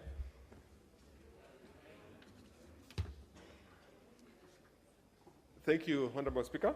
You are seeking for extension of time of consideration for specified petitions. Move the motion. Thank you. I beg to move that notwithstanding the provision of Standing Orders 2272, Committal of Petitions, this House resolves to extend the period of consideration of the public petitions specified hereunder, which are before the Departmental Committee of Agriculture, Livestock, and for a further of 60 days with effect from 9th July 2021. The petitions are: number 1, public petition regarding revival of Kenya Cashew Nuts Factory, presented by member of Kilifi North, Honorable Owen Bayer, MP. The second one, public petition regarding development of marketing of Miraa, presented by member of Igembe South, Honorable John Paul Mwirigi, MP. The third one, public petition regarding safeguarding of public interest in the use of Kangatia tea farm land in Kirinyaga County to establish a Japanese specialty green tea production factory by KTDA, presented by member of Kirinyaga Central, Honorable John Munene, MP. And the final one is public petition regarding transfer of oversight of Kenya Leather Development Council, presented by member of Kajiado North, Honorable Joseph Manje. Thank you, Honorable Speaker. The committee already met various stakeholders in consideration of the above petitions, but requires further engagement to exhaustively cover the issues reasoned thereon. Further, the following factors prevailed. As you are aware, Honorable Speaker, issues of COVID affected the committee meetings and proposed inspection visits. Consideration of budget estimates for the financial year 2021-2022 and supplementary budget estimates, which needed to be prioritized over the other committee business. Honorable Speaker, the committee concluded deliberations with sugar bill, which took much of our time as well, but we were able to clear with it. So the committee has prioritized consideration of the petitions during the short recess so that we are able to move forward. I therefore humbly request the House to extend for an extension of a period of consideration of the petitions by additional 60 days, effective 9 July 2021. I beg to move and request Honorable Chris Wamalwa to second. Thank you. Honorable Wamalwa. Thank you, Mr. Speaker. Mr. Speaker, I beg to second this motion that the House considers that the House extends the listed business, Mr. Speaker, for the Agriculture Committee. This is because, Mr. Speaker, some of the field visits that had been organized, and there was already an itinerary. Then there was that interruption, Mr. Speaker, because of the pandemic issue of the coronavirus, Mr. Speaker. And also, Mr. Speaker, as my chairman has clearly put it, they prioritized the business of the budget estimates, and that's why it was delayed. So it is in order, Mr. Speaker, that we humbly request this House, and being a procedural motion, to grant the extension. I thank you, and I beg to second. Under Leader Majority and the member for Taita Taveta.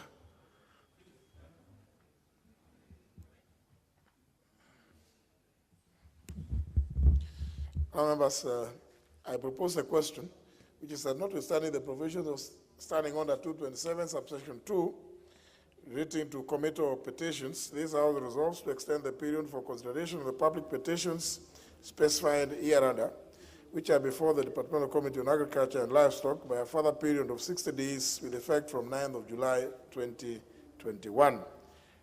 First being the public petition regarding revival of the Kenya cashew nut factory, presented by the member for Kilifi North, the Honorable Owen Baya, MP. Number 2, public petition regarding development and marketing of miraa, presented by the member for Igembe South, the Honorable John Paul Mwirigi, MP. Third, being the public petition regarding safeguarding of the public interest in the use of Kangaita Tea Farm land in Kirinyaga County to establish a Japanese specialty green tea production factory by KTDA, presented by the member for Kirinyaga Central, the Honorable John Munene, MP. And fourthly, the public petition regarding transfer of oversight of the Kenya Leather Development Council, presented by the member for Kajiado North, the Honorable John Manje, MP. I put the question, which is that notwithstanding the provision standing under 227, subsection 2, relating to Committee of Petitions, this House resolves to extend the period for consideration of the public petitions as read out, which are lying before the Departmental Committee on Agriculture and Livestock by a further period of 60 days with effect from 9th of July 2021. Will as many as that opinion say aye? Aye. As many as contrary opinion say nay? The ayes have it. Honorable Kareke Mbiuki, similar motion.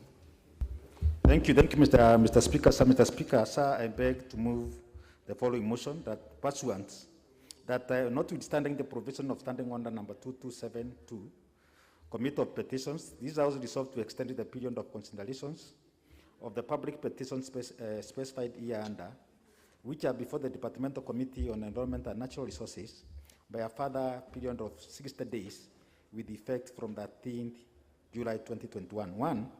Petition, public petition regarding safeguarding of public interest in climate action awareness campaign to increase forest cover and fight deforestation, presented by the Honorable Member for Inaboy, Honorable William Chepkuti, MP. And number 2, Mr. Speaker, public petition regarding encroachment and grabbing of public land and water catchment areas in the Igembe Central constituency, presented by the Honorable Member for Igembe Central, the Honorable Kubai Ilingo, MP. Mr. Speaker, due to the current situation in which this House is facing, especially the issues of COVID restriction, the committee could not be able to dispense off with these petitions in time. And bearing in mind, Mr. Speaker, for the last 30 days or thereabout, this House has been prosecuting the issues of the budget, the main budget, the supplementary budget 1 and supplementary budget 2. And since, Mr. Speaker, we were not able to complete the process in time. Mr. Speaker, we have engaged the various stakeholders and most of the petitioners on the same. But unfortunately, Mr. Speaker, bearing in mind that we are also going on recess, then the 60 days are going to lapse before we are able to complete this process, Mr. Speaker. Therefore, Mr. Speaker, it is due to these reasons, Mr. Speaker, we are requesting this House to consider extending the prosecution of these petition by the further 60 days. Mr. Speaker, I beg to move and request the Honorable Chachu Nganya to second. I thank you, Mr. Speaker. Honorable Chachu Nganya. Thank you, Mr. Speaker. Mr. Speaker, I beg to second. And for sure, as a committee, we have really been engaged. It's a lot in our tray. And for these reasons, we have not been able to meet the necessary deadline.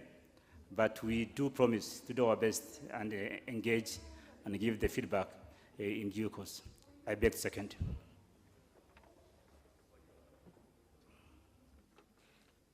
The flowery, gracious lady, I believe, given that attire, it must be.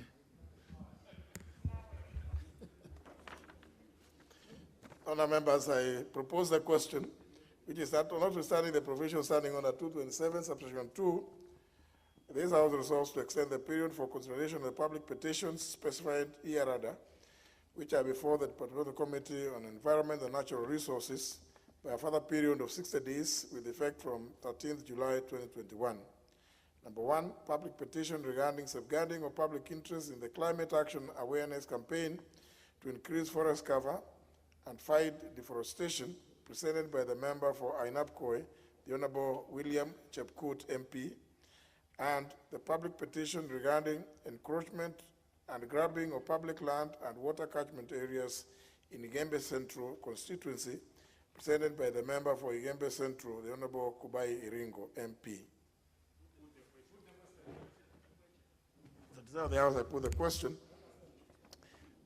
I put the question, which is notwithstanding the provision standing under 227, subsection 2, this House resolves to extend the period for consideration of the public petitions specified hereunder, which are before the Departmental Committee on Environment and Natural Resources by a further period of 60 days with effect from 13th of July 2021. Public petition by the Honorable William Chepkut and the public petition by the Honorable Kubai Iringo. Will as many as of that opinion say aye? As many as of contrary opinion say nay? The ayes have it. But honestly, it's fair that the committees that have gotten extensions also do get, we appreciate, of course, that there has been the issue of the two supplementary estimates, budgets that have been brought on, of course, the main budget. But at least now, this time, prioritize, since the petitions are also brought by colleagues, in fact, the 6 of them, that by the time we resume, if possible, try to bring some reports. Next order. Order number 10, procedural motion. Consideration of certain business received during the July to August 2021 short recess. Leader of the Majority Party. Honorable Speaker, I beg to move that, notwithstanding the provisions of Standing Order number 120, 122, and 126, relating to publication, procedure upon publication, and first readings of bills, and Standing Order number 210-2, relating to tabling of statutory instruments, this House orders that during the period of the July to August recess, which is 9th of July to 2nd of August 2021, number 1, should a bill be published during the said period, or a published bill become due for first reading during the period, the Speaker shall, upon lapse of at least 7 days following the publication of the bill,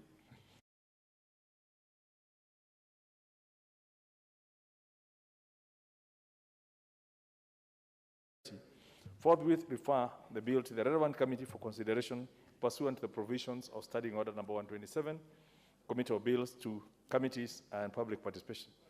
And upon resumption of the House, cause the bill to be read a first time and the second reading may be taken forthwith or on such other day as the House Business Committee may determine.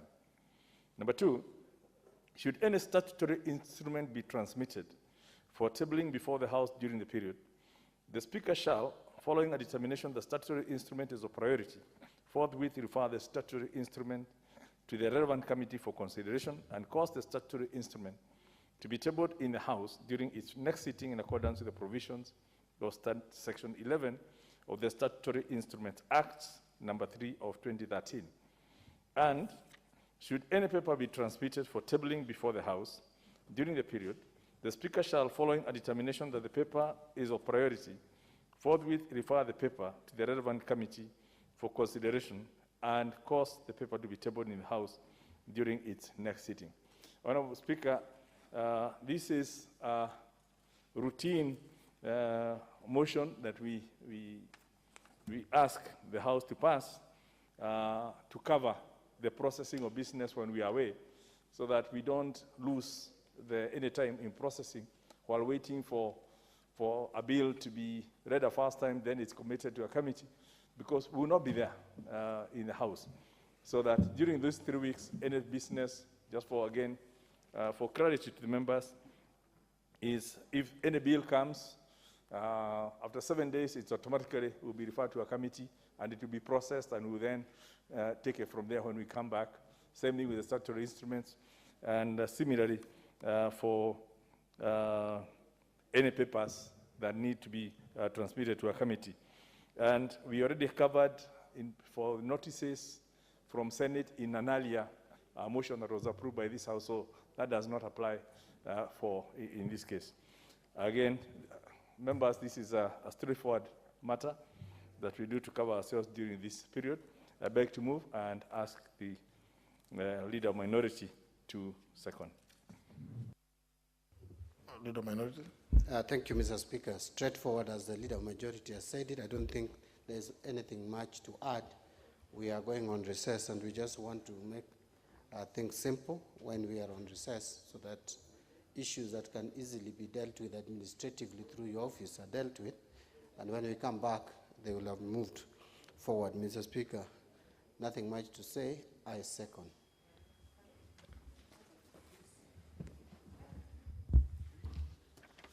Maybe you can consult a little later. Other members, you've heard the nature of the motion. I propose a question, which is that notwithstanding the provision standing orders 120, 122, and 126 relating to publication, procedure upon publication, and first reading of bills, and standing order 210, subsection 2, relating to tabling of statutory instruments, this House orders that during the period of the July-August, that is 9th of July to 2nd of August 2021, should a bill be published during the same period, or a published bill becomes due for first reading during the period, the Speaker shall, upon lapse of at least 7 days following the publication of the bill, the fulfillment of the provisions of Article 110(3) of the Constitution, and following a determination that such bill is of priority, forthwith refer the bill to the relevant committee for consideration, pursue a bill to be read a first time, and the second reading may be taken forthwith or on such other day as the House Business Committee may determine. 2, should any statutory instrument be transmitted for tabling before the House during the period, the Speaker shall, following a determination that the statutory instrument is of priority, forthwith refer the same statutory instrument to the relevant committee for consideration, and cause the statutory instrument to be tabled in the House during its next sitting in accordance with the provisions of Section 11 of the Statutory Instruments Act, number 3 of 2013. And 3, should any paper be transmitted for tabling before the House during the period, the Speaker shall, following a determination that the paper is of priority, forthwith refer the paper to the relevant committee for consideration and cause the paper to be tabled in the House during its next sitting. What's your point of order, Honorable Amalo? Thank you, Mr. Speaker. Mr. Speaker, I rise to seek your direction pertaining this procedural motion, cognizant of the fact that we have the selection panel, Mr. Speaker, commissioners, and any given time, once they finish, obviously it has to come to the jailer committee.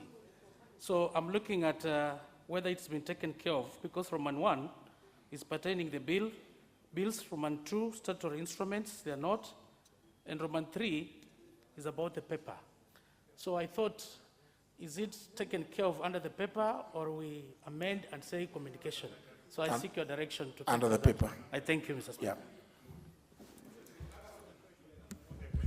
I therefore, honourable members, put the question, which is notwithstanding the provision standing under 120, 122, and 126, relating to publication, procedure upon publication.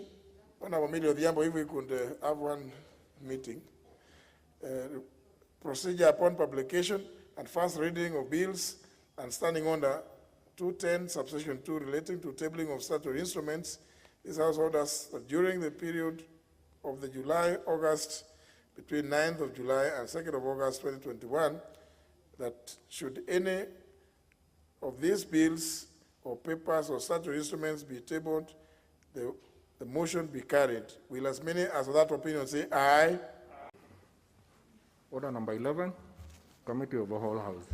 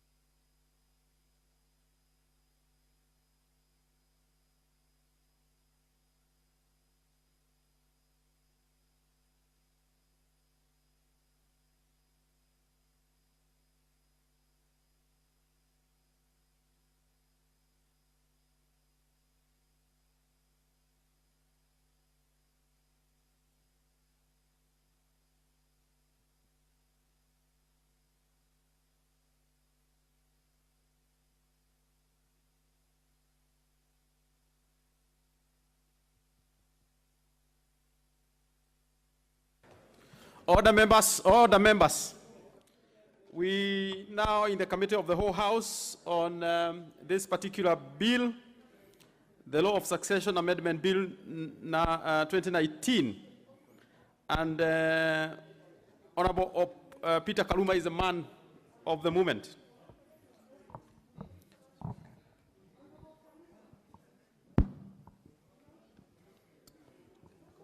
Yes. Clause 3. Honorable members, I propose a question that clause 3 be part of the bill. We have an amendment by Honorable Kaluma. Clause 3. You may move the amendment to clause 3. Yes, Honorable Speaker. Honorable Speaker. And in the amended form, I am aware that yes, there is in an amended form as approved by the Speaker.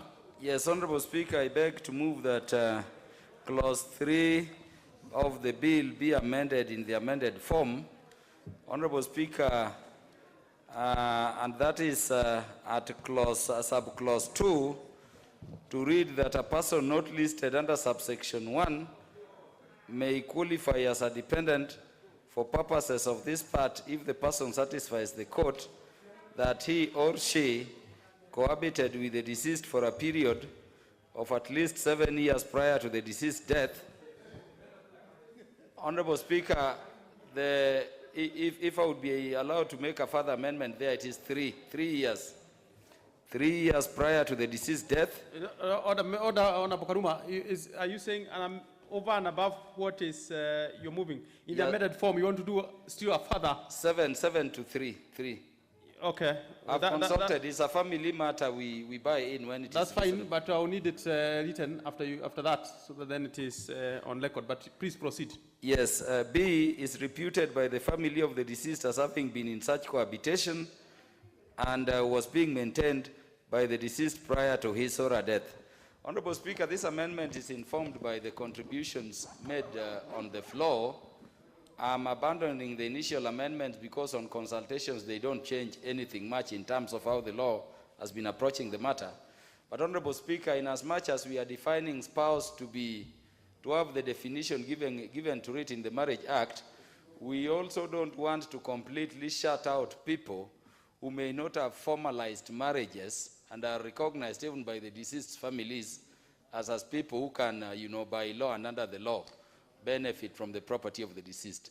So I'm balancing the need to keep the marriage, but also allow persons who are in lawful, who should be lawful dependents, like people who did not just formalize their marriage before death, to also benefit from the deceased, so long as the party was introduced to the family of the deceased. Honorable Speaker, I beg to move. What is out of order, Honorable Mili?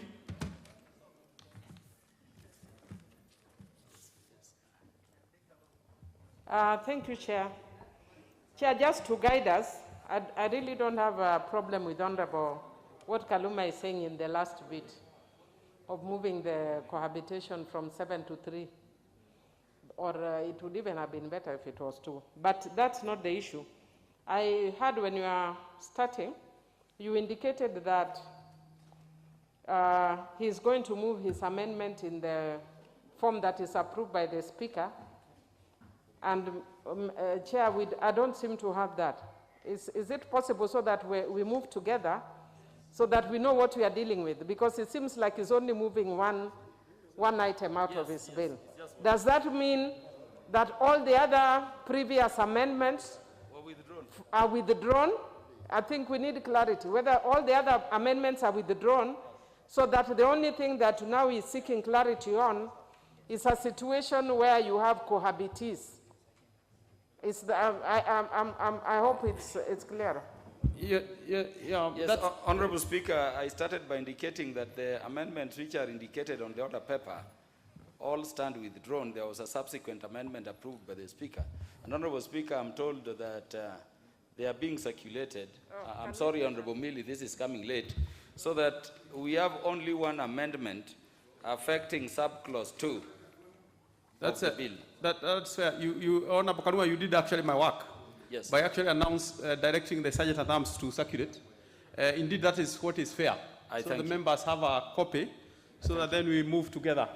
Honorable Chris, is it on the same? Is it you want to contribute, or is an issue of... Do you have it already? Yes, sir. No, if it's about contribution, let me propose. Let me propose first, Honorable Chris, then I give you a chance.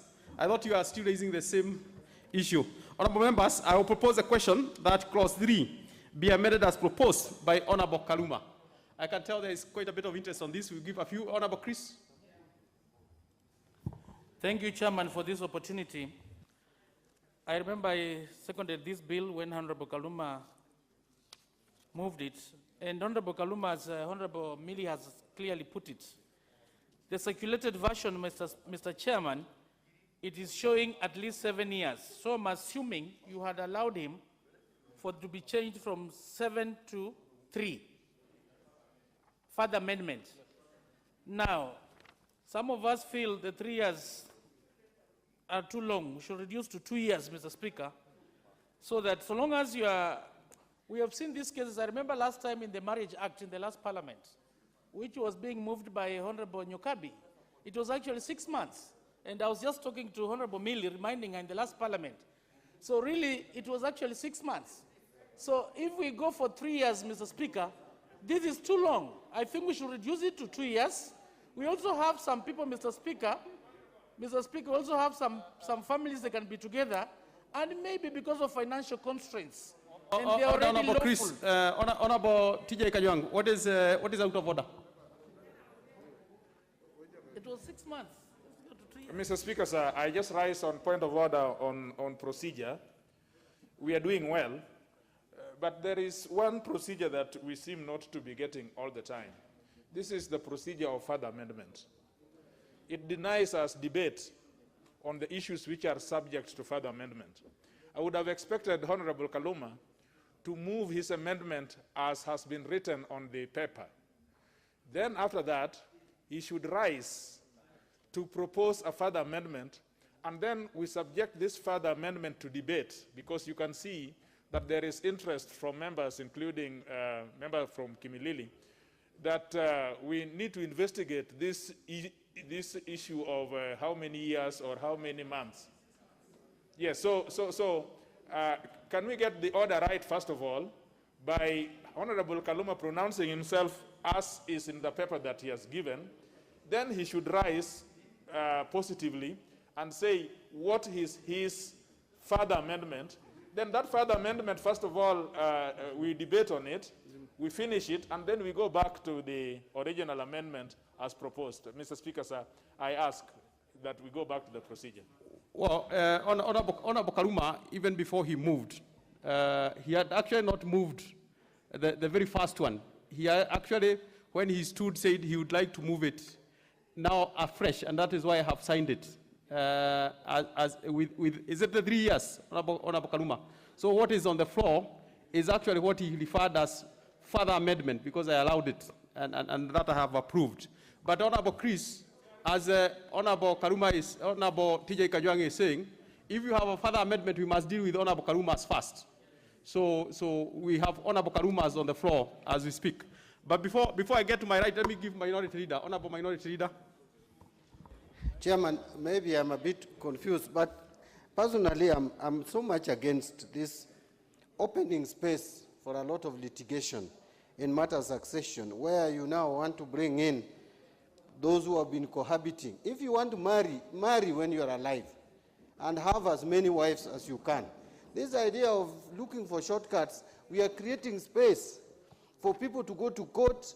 Your dependents are suffering. The courts will take forever just because we have created some space in law for cohabitation, people cohabiting, whether it is for 1 year, 3 years, it doesn't matter. For me, we need to be very clear and put it in law that you marry. If you want to marry, marry. If you have not married, please keep those your other issues away. If you allow yourself to be misused until someone dies, don't claim anything from that estate. Someone who loves you should marry you if you want to stay with him. If not, enjoy when it lasts. I mean, Mr. Speaker, I'm against the whole thing. I don't know how I can now oppose the whole thing. Thank you, Mr. Chairman. I oppose. Let's have Honorable Sankoko. And Honorable Opondo Kaluma, it is important to listen to what members are saying, because I'll give you a chance to speak to the same amendment at the end. Honorable Speaker, thank you very much. Honorable Chair, thank you for giving me this opportunity. And Honorable Chair, the Minority Leader, Honorable Mbadi, had stolen words from my mouth, Honorable Speaker, because we are opening up litigation, Honorable Speaker. It is not a must for you to have a very expensive wedding. If somebody loves someone, even if after 3 months, they can as well have a wedding in the AG chambers, they can have the marriage certificate, using even 100 shillings. So, Honorable Speaker, for me, I ask the members of this House, we reject this completely. Completely reject it and throw it out, because we are opening litigation. Okay. If you are loved, you'll be married. If you are not married, then you are not needed. And if somebody did not love you in life, he will not love you in death. So just keep off. Okay, very well. Honorable Owino. Thank you, Chair. I want Honorable Kaluma to listen to this, Chair. Number B is talking about reputation. Chair, how do you qualify reputation in a family? They are going to disagree there, and that is what my Minority Leader was talking about as litigation. Also, number C, he says, was being maintained. Chair, how do you measure maintenance? Is it one-time rent? Is it a package of sugar? You can't qualify all this. So you drop this. Okay, Honorable Milio, we will have 2 others, and we must make progress. Yes, Honorable Milio. Thank you, Mr. Speaker, for giving me this opportunity. Mr. Speaker, first I request that you may protect me from the Kisumu politics. Please protect me from the Kisumu and Is that by Eraisha? Order members. Kisumu and Siaya politics is interfering with my contribution. Well, I don't see Kisumu politics. I see some 2 members there. Maybe that's what you refer as Kisumu politics. But Honorable Miri, please proceed.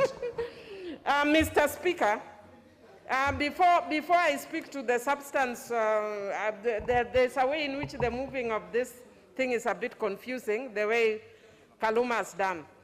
But I want members to be very clear. I think sometimes we are the ones who pass the law, and then we don't understand the law that we have passed. Mr. Speaker, let me just indicate, if with your permission, let me just remove this so I'm clearer. Under the Marriage Act 2014 of the laws of Kenya, you can marry in 4 different ways. Mr. Speaker, you can marry if you go to the office of the Attorney General or in church. You can marry under Islamic law. You can marry under customary law. You can marry under Hindu law. And you can marry under cohabitation. And I want to explain to you. It is say in interpretation section of section 2 of the Marriage Act, cohabit means to live in an arrangement with an unmarried couple, where an unmarried couple lives together in long-term relationship that resembles a marriage. It is legal. So what this law seeks, and I want to declare, Ms. Chairman, that I am not a cohabitee.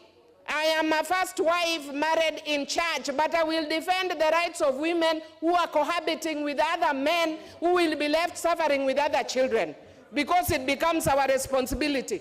In law, Chairman, we have protected cohabitation, not girlfriends, not slave queens, not people who emerge at funerals declaring their wives when they were not staying. When you are cohabited consistently with a man of a reasonable period of time, then you are a wife. What we need to agree as a house, because the Marriage Act did not put it, because members didn't agree, is how long is that period. For me, what Honorable Kaluma is suggesting for 3 years is okay. If you have stayed with a man for 3 years, you are not selling mangoes. You are living as a man and wife. Okay, very well. Very well. I'm deliberately giving a few more members on this one because I can tell the interest. Honorable Manje, I'll come this way. Honorable Manje, we'll give like 2 other members, then we'll make progress on this one. Thank you, Chair. I think also when it comes to serious cohabitation, it should be given enough time. 3 years is just a short time for a serious cohabitation. To avoid games that are being played on the ground, it is better we detain 7 or we forget about these crowds. Yes, Honorable Udo. Chair, briefly. Chair, Remember, this is not second reading. Yeah, I want to appeal. It is committee of the whole, so just briefly. Yes, sure. Yes, Chair, I want to appeal to my colleagues that if we don't carry this amendment, we'll retain the amendment that is in the published bill, which is so fake, which is so imprecise, anybody from anywhere will rise up and claim to be a dependent or a wife or anything like that. Cohabitation is known and accepted in the Marriage Act. We are simply carrying that into this Law of Succession Act. So I urge my colleagues, let's consider the 3 years that have been proposed, which is a reasonable time and happens quite often all over this country. Okay. Let us not hide under pretending we don't know. Honorable Kadri. Honorable Kadri. Thank you, Chair. Honorable Kaluma, we have been working with him very closely on this bill. But allow me, Chair, to disagree with Honorable Kaluma on a few things. And probably we should be introducing an amendment on top of another amendment. And I'm on these grounds. Clause 3, 2B. 2B reading is reputed by the family of the deceased as having been such cohabitation. The history of Africans, you know the way they behave. Even a woman who is legally married, your family will always be the first people to throw you and your children and your properties outside. And for that reason, that is why we are saying, if you want to protect the interests of your mipango ya kando and all those things, come out clear here without the approval of anybody. The approver is the one who approves at night. That man who approves and who stamp at 9 should be the approver even during the day, and in his absence should be, and not a situation of whereby you are subjecting women to ridicule in the society and families. Honorable Miri, information to who? Honorable Warogoro, do you need the information from Honorable Miri? At the cafeteria, thank you. Not here, okay. Honorable members, let's make progress really on this one, because we must make progress. Honorable members, Honorable Opondo Karuma, before I put the question, please. Yeah, honorable members, I know we are at the committee of the whole house, and I thank you, Chair, for the indulgence, because this is a very important bill affecting society and the family. Honorable Millie, you'll inform me. Just a minute, I explain to them. So, honorable members, first, unlike the position of the law now, we have defined spouse, which has been abused, to mean anybody who claims to have been, depending on you, to mean to have the meaning assigned to it, to the word husband and wife under the Marriage Act. So we have made a restriction there. In terms of the other clauses, I've essentially repeated what is in the current law. Now, when this matter was debated, honorable members, I beg you, and also honorable body, because it was not there at the second reading, issues were raised about sub-clause 2, which I was amending. Because if you look at it, it says that anybody who can prove the deceased was maintaining them for a period of 2 years prior to the deceased's death will qualify to be a dependent. And this is opening a floodgates again. So essentially, Honorable Speaker, Honorable Mbadi is saying we delete. But we are Africans. Please let me explain to you, Mbadi. Honorable Pondo, proceed. Yeah, the problem is that... No, proceed. Yes. Let we are Africans. Consulting. Honorable Proceed. Speaker, like myself, my mother is wedded in church, but we are in a polygamous family. It would necessarily qualify as bigamy, but these stepmothers of mine live with my mom in the same compound. Can we wake up because of this law of succession to say they are disentitled completely? And this is affecting even members here. So what we agreed is that if cohabitation, what Honorable Speaker we call marriage by reputation under the Evidence Act, can be established, and there is evidence of maintenance, and these people who are reputed by the families, not friends they can crop as married people, then they should have some leeway. And maybe I caution the members that you reject this improvement based on the presentations which were made here. We revert to the earlier situation where anybody can claim. So I beg you support. Honorable members, I will put the question. Honorable members, I will put the question. I put the question that clause 3 be amended as proposed by the Honorable Karuma. Will as many as are of that opinion say aye? Will as many as are of the contrary opinion say nay? The nays have it. Honorable members, I now put the question that clause 3 be part of the bill. This is not now on the amendment. Honorable members, I will put the question that clause 3 be part of the bill. Will as many as are of that opinion say aye? Will as many as are of the contrary opinion say nay? The nays have it.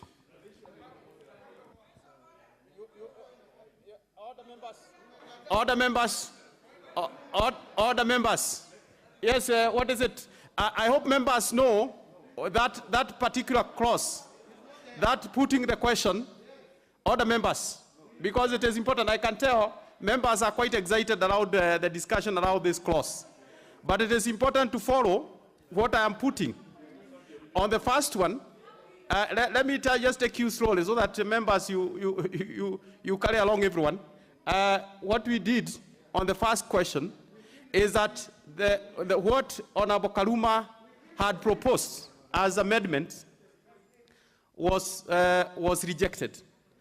That means we go back to what is in Honorable Karuma's bill without the amendment. So that is what now that we go back to what is now in the bill. What is now in the bill now? The amendment is rejected. We go back to what is now in the bill, but I need to put the question now so that it remains as it is. So that members, it is important to carry, I can tell there's a bit of excitement on that, and I'll take the liberty. I'll take the liberty to put the question, that question, again, in light of what I have explained. Honorable members, yes, what is it, Honorable? Just confused, if you could help me. I do not...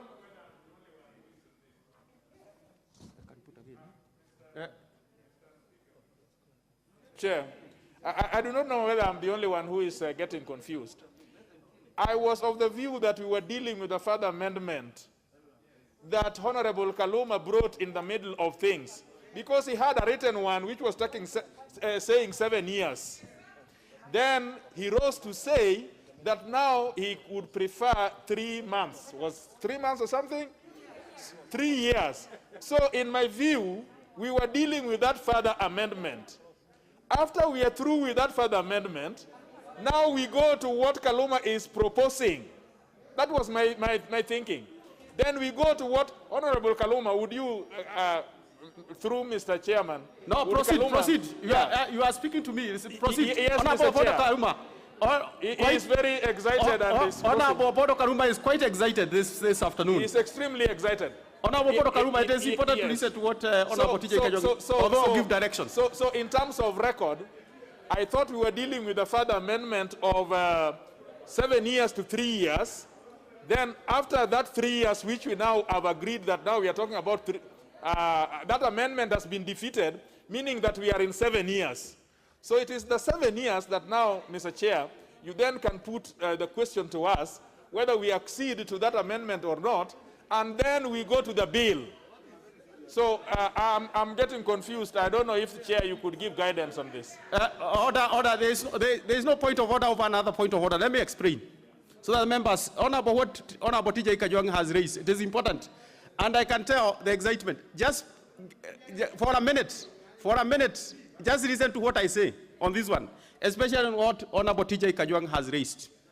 Now, what was in the order paper by Opodo Kaluma, when he rose, even without moving it, actually said and indicated, it is on record, that he would like to move it in the amended form.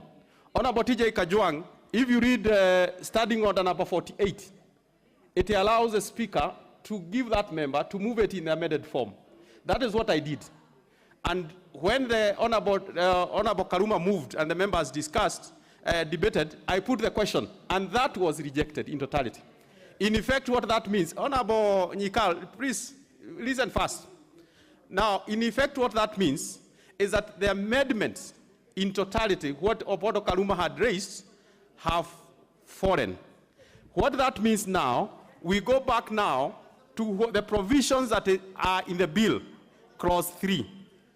And so, because clause 3 are already in the bill, the question I put is a global question, that clause 3 be part of the bill.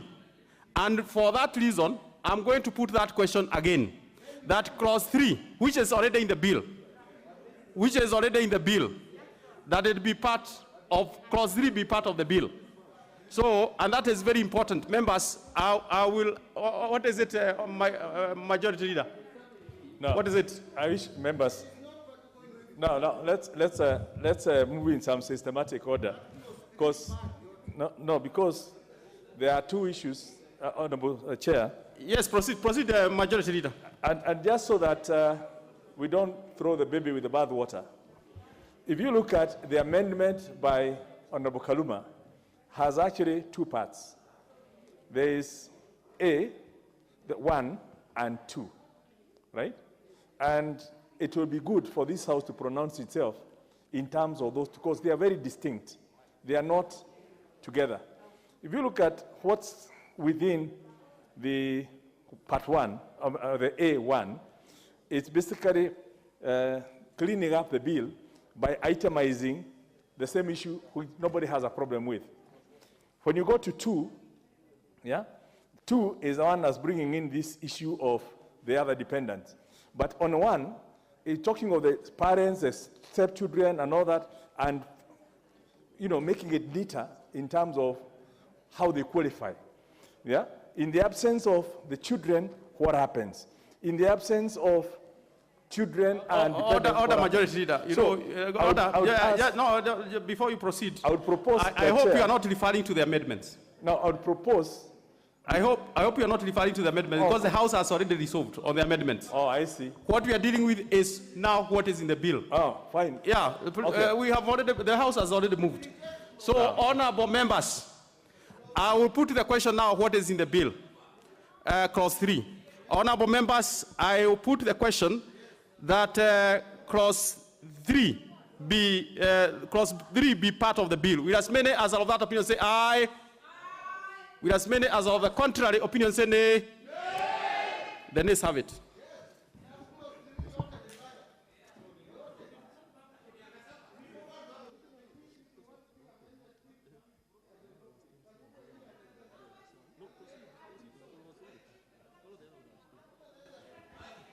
Clause 2. Honourable members, all the members, I will propose a question. I will propose a question that clause 2 be part of the bill. We are now moved from clause 3. Now we are in clause 2. Honourable members, I will propose a question that, the title be the title of the bill, and there is no amendment to it. I therefore put the question that the title be the title of the bill. With as many as of that opinion say aye. With as many as of the contrary opinion say nay. The ayes have it. Clause 1. Honourable members, I propose a question that clause 1 be part of the bill. We have no amendment to that as well. I therefore put the question that clause 1 be part of the bill. With as many as of that opinion say aye. With as many as of the contrary opinion say nay. The ayes have it. Honourable members.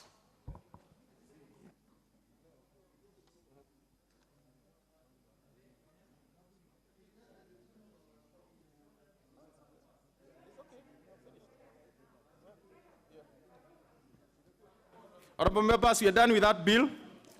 Mover. Where is Opodo Karuma? Honourable Opodo, the mover. Honourable Opodo Karuma, this is quite this is quite a movement. You are quite excited this afternoon and quite nomadic. Honourable Speaker, Honourable Chair, I thank you. No, it's about the moving, the reporting. Where is the thing for reporting? Where is the thing for reporting? Give it to me.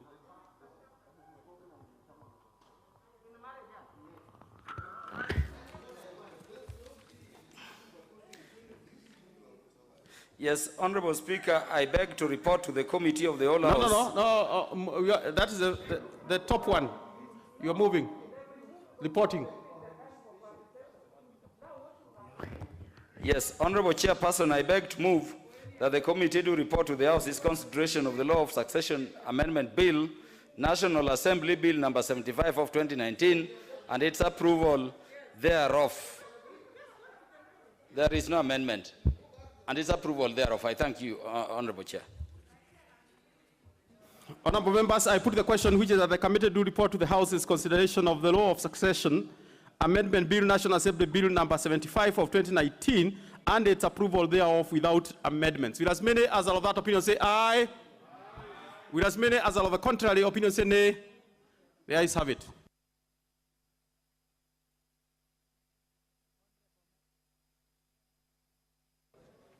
Honourable members, Mr. Speaker.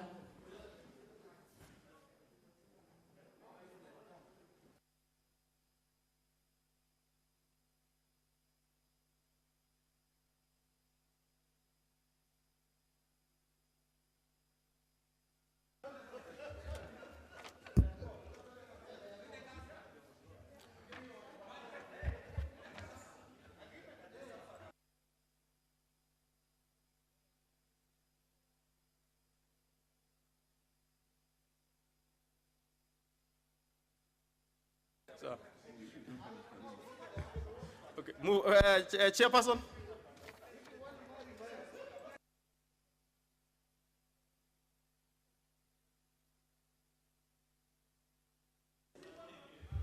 Thank you, Honourable Speaker. Honourable Speaker, I beg to report to the Committee of the Whole House. I beg to report that the Committee of the Whole House has considered the Law of Succession Amendment Bill, National Assembly Bill number 75 of 2019, and approved the same without amendments.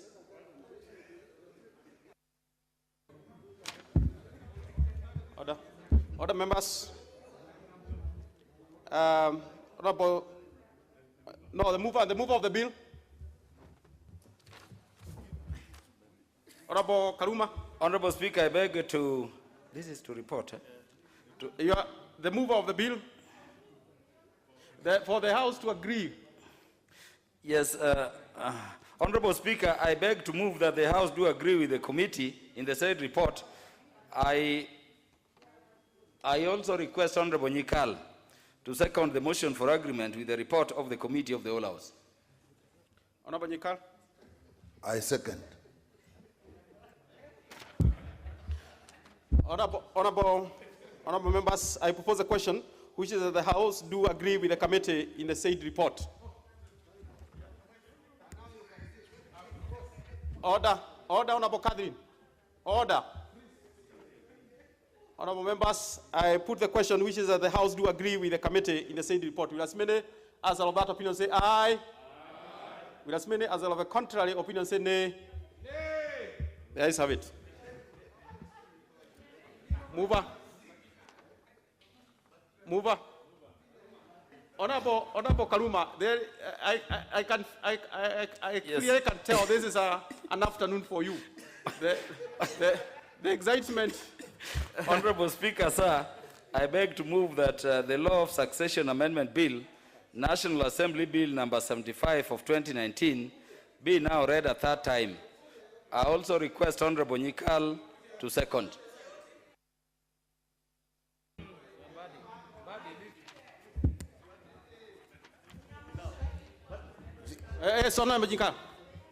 As I second, let me just say that people didn't really understand the full meaning, but I second, but what it means is actually you have gone to the Marriage Act, and that's what the Marriage Act defines is what it is.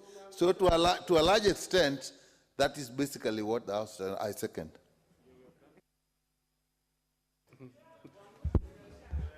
Yes, well, this afternoon has been quite something, especially on this bill, particularly by Honorable Karuma. Honorable members, I propose a question which is that the Law of Succession Amendment Bill, National Assembly Bill number 75 of 2019 be now read at that time.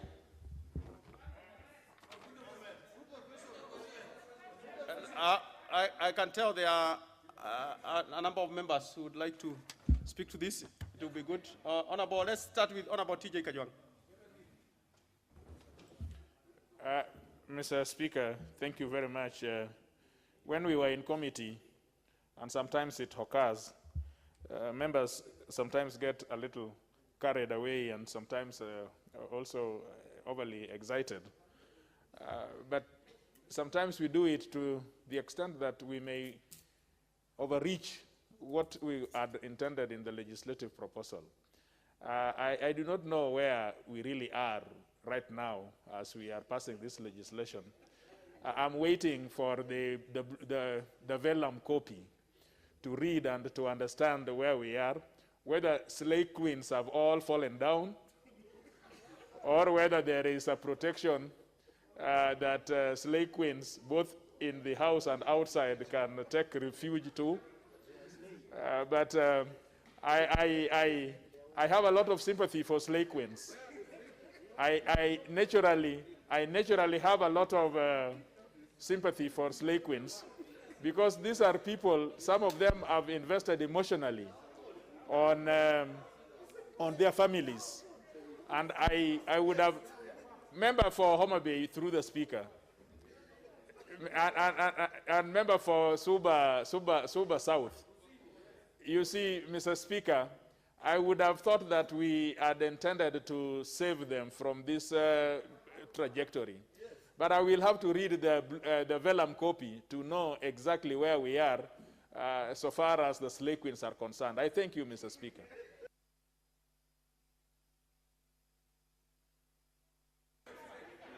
Well, I'll have two other members and then we'll make progress.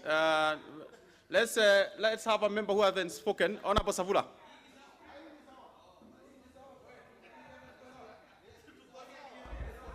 Thank you, Mr. Speaker, for giving me the opportunity. Mr. Speaker, I'm grateful that this House has debated the succession amendment bill. It has been a hot debate, but I want to sound a warning. As a polygamist, I have 3 wives. This thing is the best to sort out the mess in a polygamous family. Mr. Speaker, when men go out there impregnating women, do you understand the implication after that? I like my Speaker of the Senate, Honorable Lusaka. You spoke like a man. I stand by you.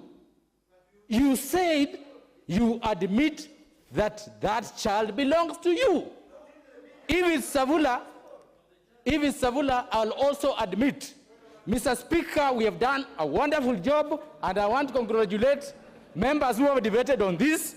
We have given Kenyans a clear way of sorting out the mess during the succession in courts. Thank you, Mr. Speaker. Okay, yes. Well, the minority leader who gets priority wants to speak. Honorable Band. Mr. Speaker, now I'm happy. I've looked at the bill where we are now. I'm happy because you have gone back to Marriage Act. Even if we kill this bill now, there is still the Marriage Act. So now that we have recognized spouse as defined in the Marriage Act, we pass. And Mr. Speaker, I want to respond to Honorable Savula. You don't need to go to court and go to the media to announce your children. No one deserves congratulations for accepting his children in the media and in the court. Accept your children without being asked.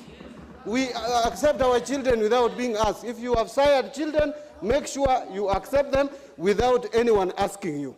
Thank you, Mr. Speaker. Yeah, member for Kwanza.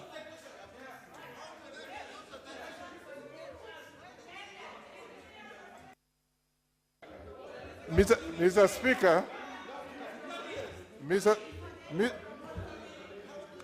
Mr. Speaker, I want to make a correction here. I want to make a correction. You know, we have passed this motion, this bill, but I want Honorable Kaluma to come back. Given the reaction of the people here, I think you did not do your homework properly. Yeah, so I want you to come back and do this thing again, because I think you had a very good intention. People have misunderstood what you wanted to do. Because Mr. Speaker, if somebody, there are so many marriages. There's customer marriages, what have you. If you want to marry, you marry.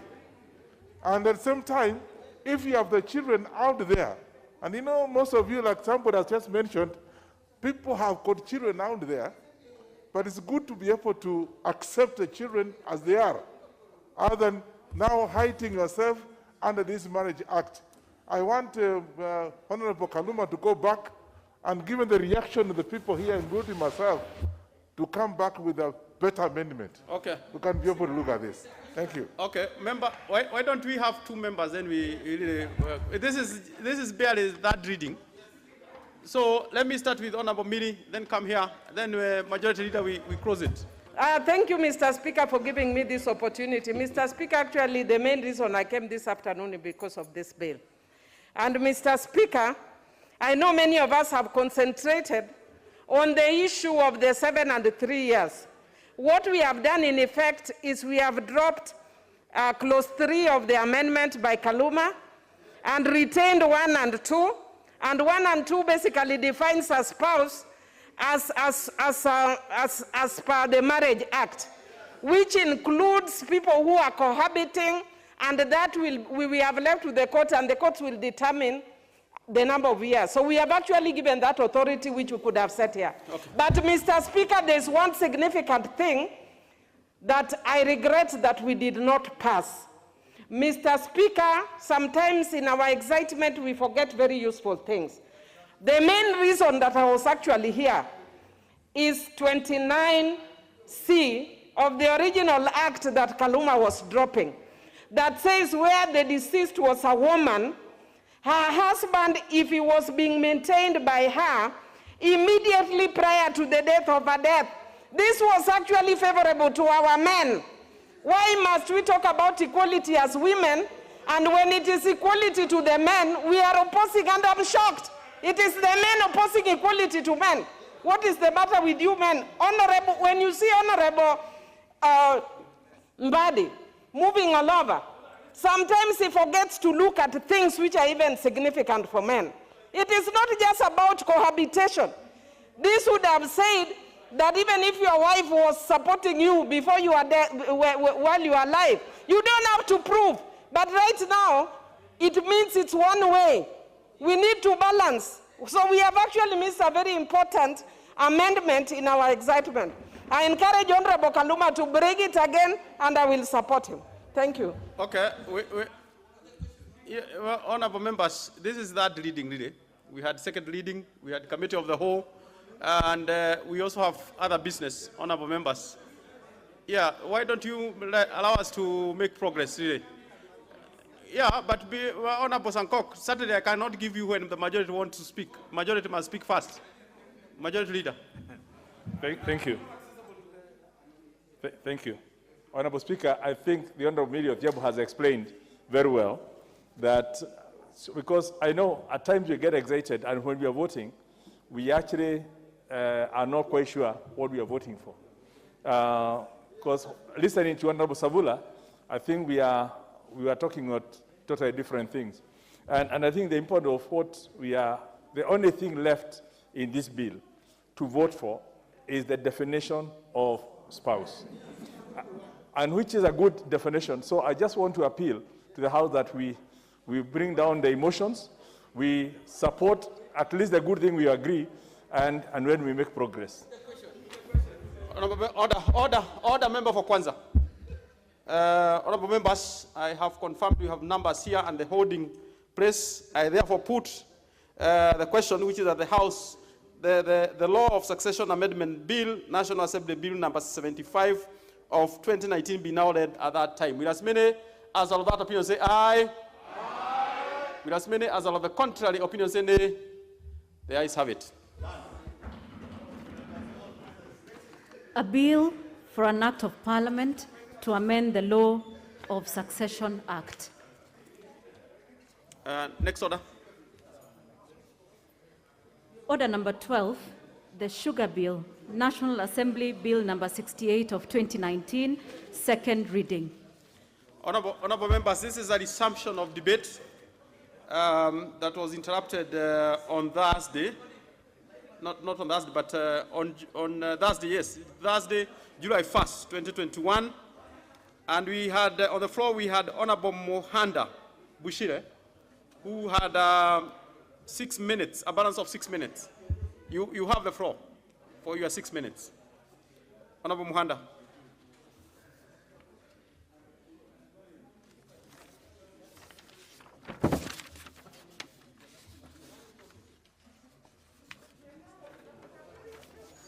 Give Honorable Mohanda the mic.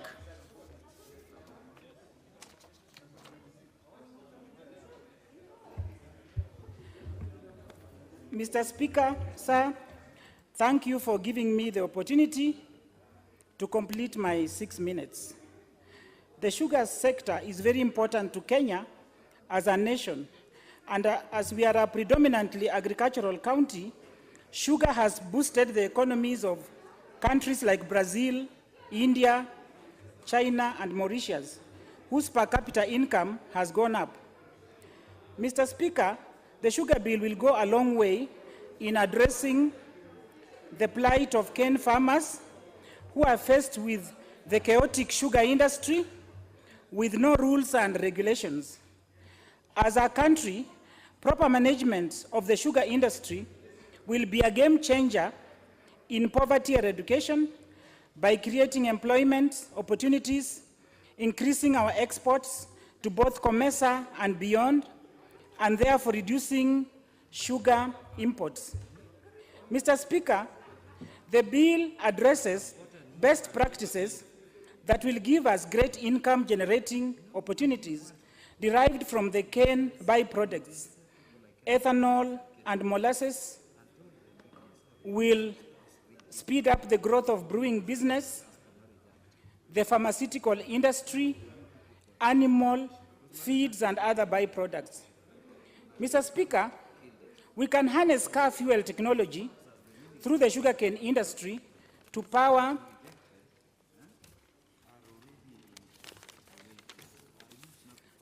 vehicles and other industrial machines, as is in the case in Brazil. Part 2 of this bill, Mr. Speaker, will make sure that the millers invest in the farmer by apportioning them 51% shareholding. The private millers all over Kenya, Mr. Speaker, have no commitment to the farmers. The powers and the functions of the board addresses problems arising from the high cost of production, delayed harvesting of cane, brokers and middlemen who reap much more than the real farmers, falsified weigh bridges which are not properly calibrated, and where farmers make a lot of losses because a farmer can bring 5 tons of cane, but because of the falsified bridges, it is quoted as 2,000 tons. Delays in payments, importation of illegal cane from neighboring countries. For example, some cane comes to Kenya from certain parts of Uganda, and you find that this cane sells at 2,000. So brokers buy this cane from farmers and sell to the millers at huge profits, frustrating the bona fide farmers. Mr. Speaker, of great importance is the creation of sugar catchment areas, which will compel the millers to invest in cane growth, research, and production from the catchment area. Mr. Speaker, to enrich this bill, I urge that recommendations of the task force of 2019, appointed by His Excellency the President, be reflected in the bill. Lastly, county governments must be given functions in the sugar value chain. Thank you, Mr. Speaker. Honorable Jedi.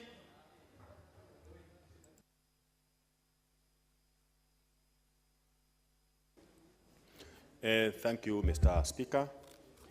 I rise to support this bill and thank Honorable Munyinyi for this bill. Mr. Speaker, my constituency hosts 2 companies, 2 private companies, and when this bill, the Sugar Act, died in 2013, we have had a lot of problems in terms of managing cane farming in Kakamega County.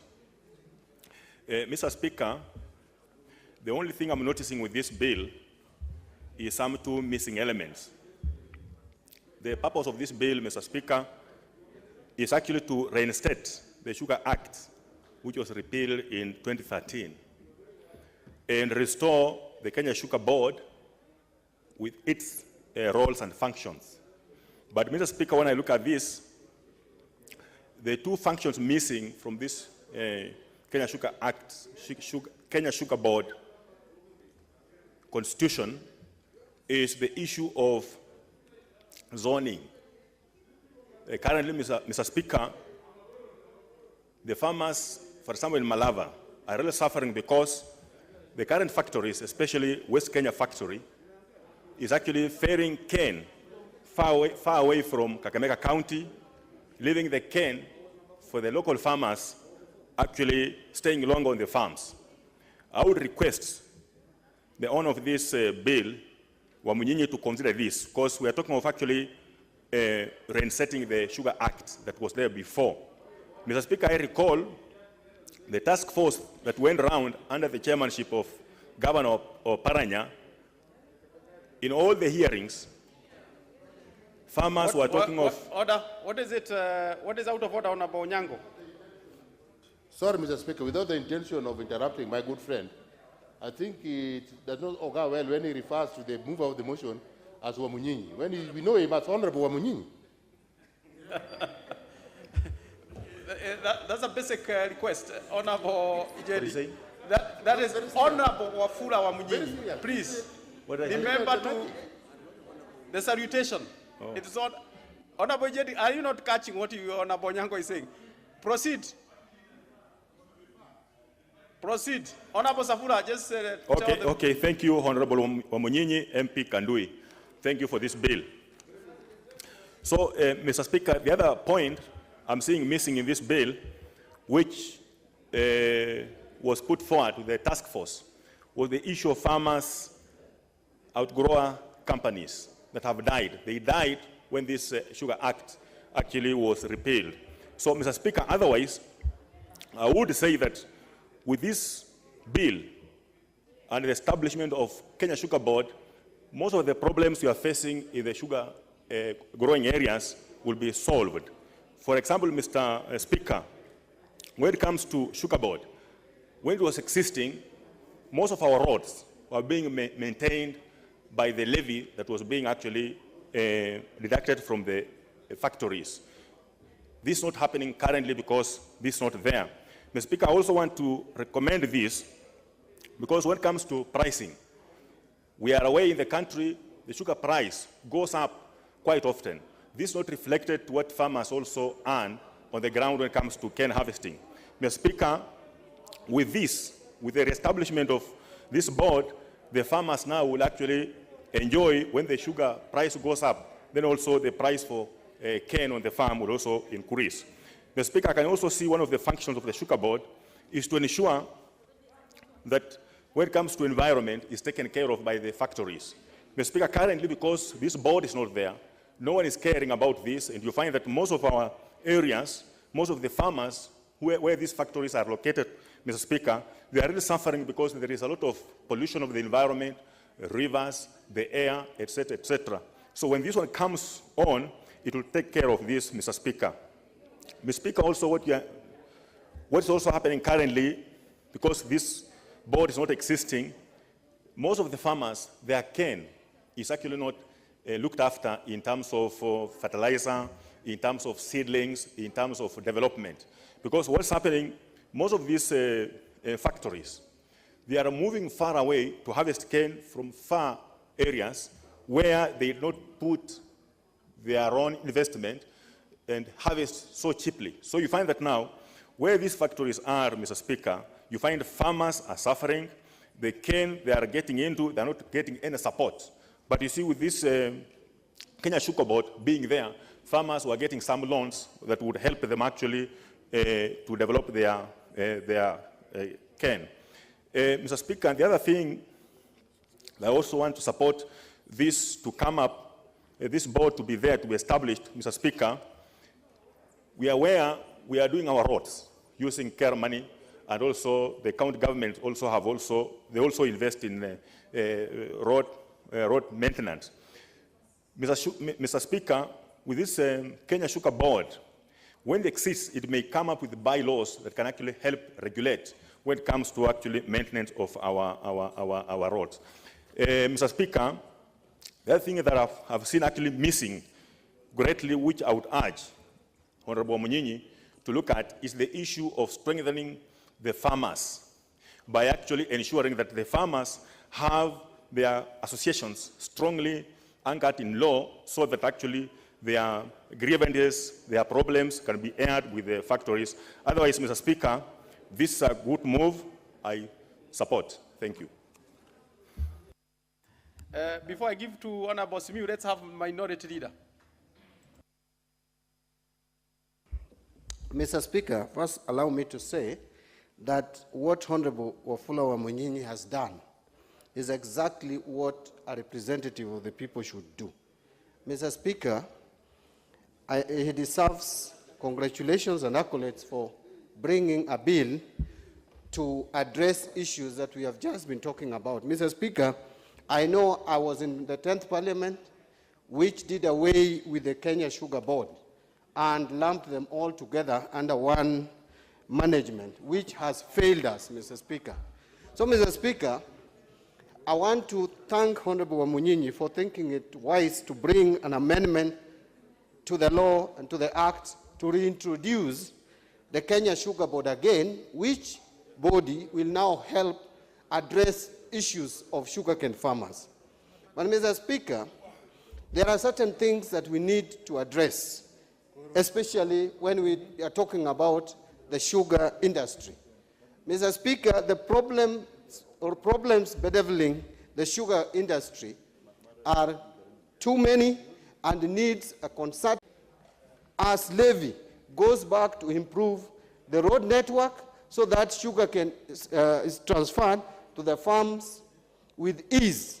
If you go to most of these sugarcane growing areas, and I want to specifically address the sukari industries, which is in my county and which is in Ndewa constituency, represented here by Honorable Martin Owino, and he would confirm this.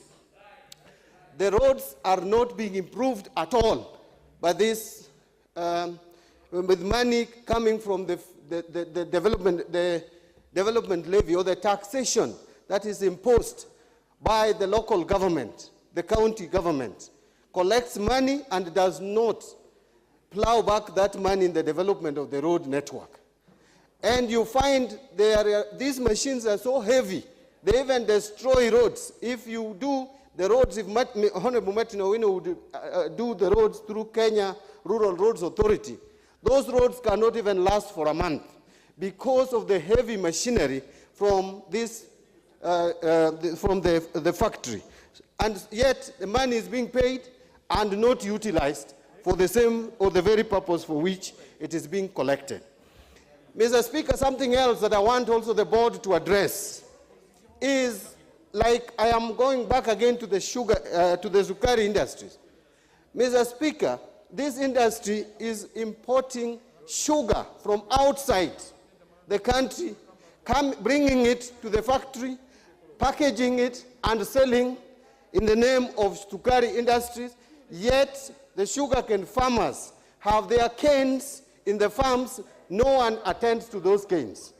The best they can do is to go to another county in Kisumu, they go to Kisumu to buy canes, and yet, if you come to Ndewa, there are cane farmers who have their canes in the farms and cannot be harvested. You go to the surrounding constituencies like Uriri, the same is the story. So, Mr. Speaker, and I think I'll bring a statement to this House and ask for the committee, the Agriculture Committee, to investigate this particular factory, to ensure that before they import sugar, before they go elsewhere to get the canes, that factory must, first of all, harvest the local sugarcane grown in Ndewa and grown in Uriri and grown in the surrounding constituencies. That is why we accepted that factory to be set up there. We wanted to create job opportunities for our people. How will you create job opportunities when you are just importing sugar and repackaging them? You don't need much manpower to do that. But if they are cutting the canes from the local farms, first, you are creating job opportunity for those farmers who are growing sugarcane. You are also creating job opportunities for crushing of the cane and many other services that go with it. So, Mr. Speaker, the issue of sugarcane privatization, that also needs to be addressed. I would agree that, yes, farmers need to be represented. Maybe farmers need to buy 51% as proposed in the bill. But again, if we had an efficient and functioning private sector which would invest without corruption involved, then there would be no problem even if these factories are owned by private individuals. Because what sugarcane farmers need is just a factory to crush their cane and give them competitive pricing. But because we are not sure, that is why we are insisting that for these factories when they are sold, then we need the sugarcane farmers or the farmers to have a higher stake in these factories. Mr. Speaker, I want to conclude my contribution by saying that this board has its work cut out for that board.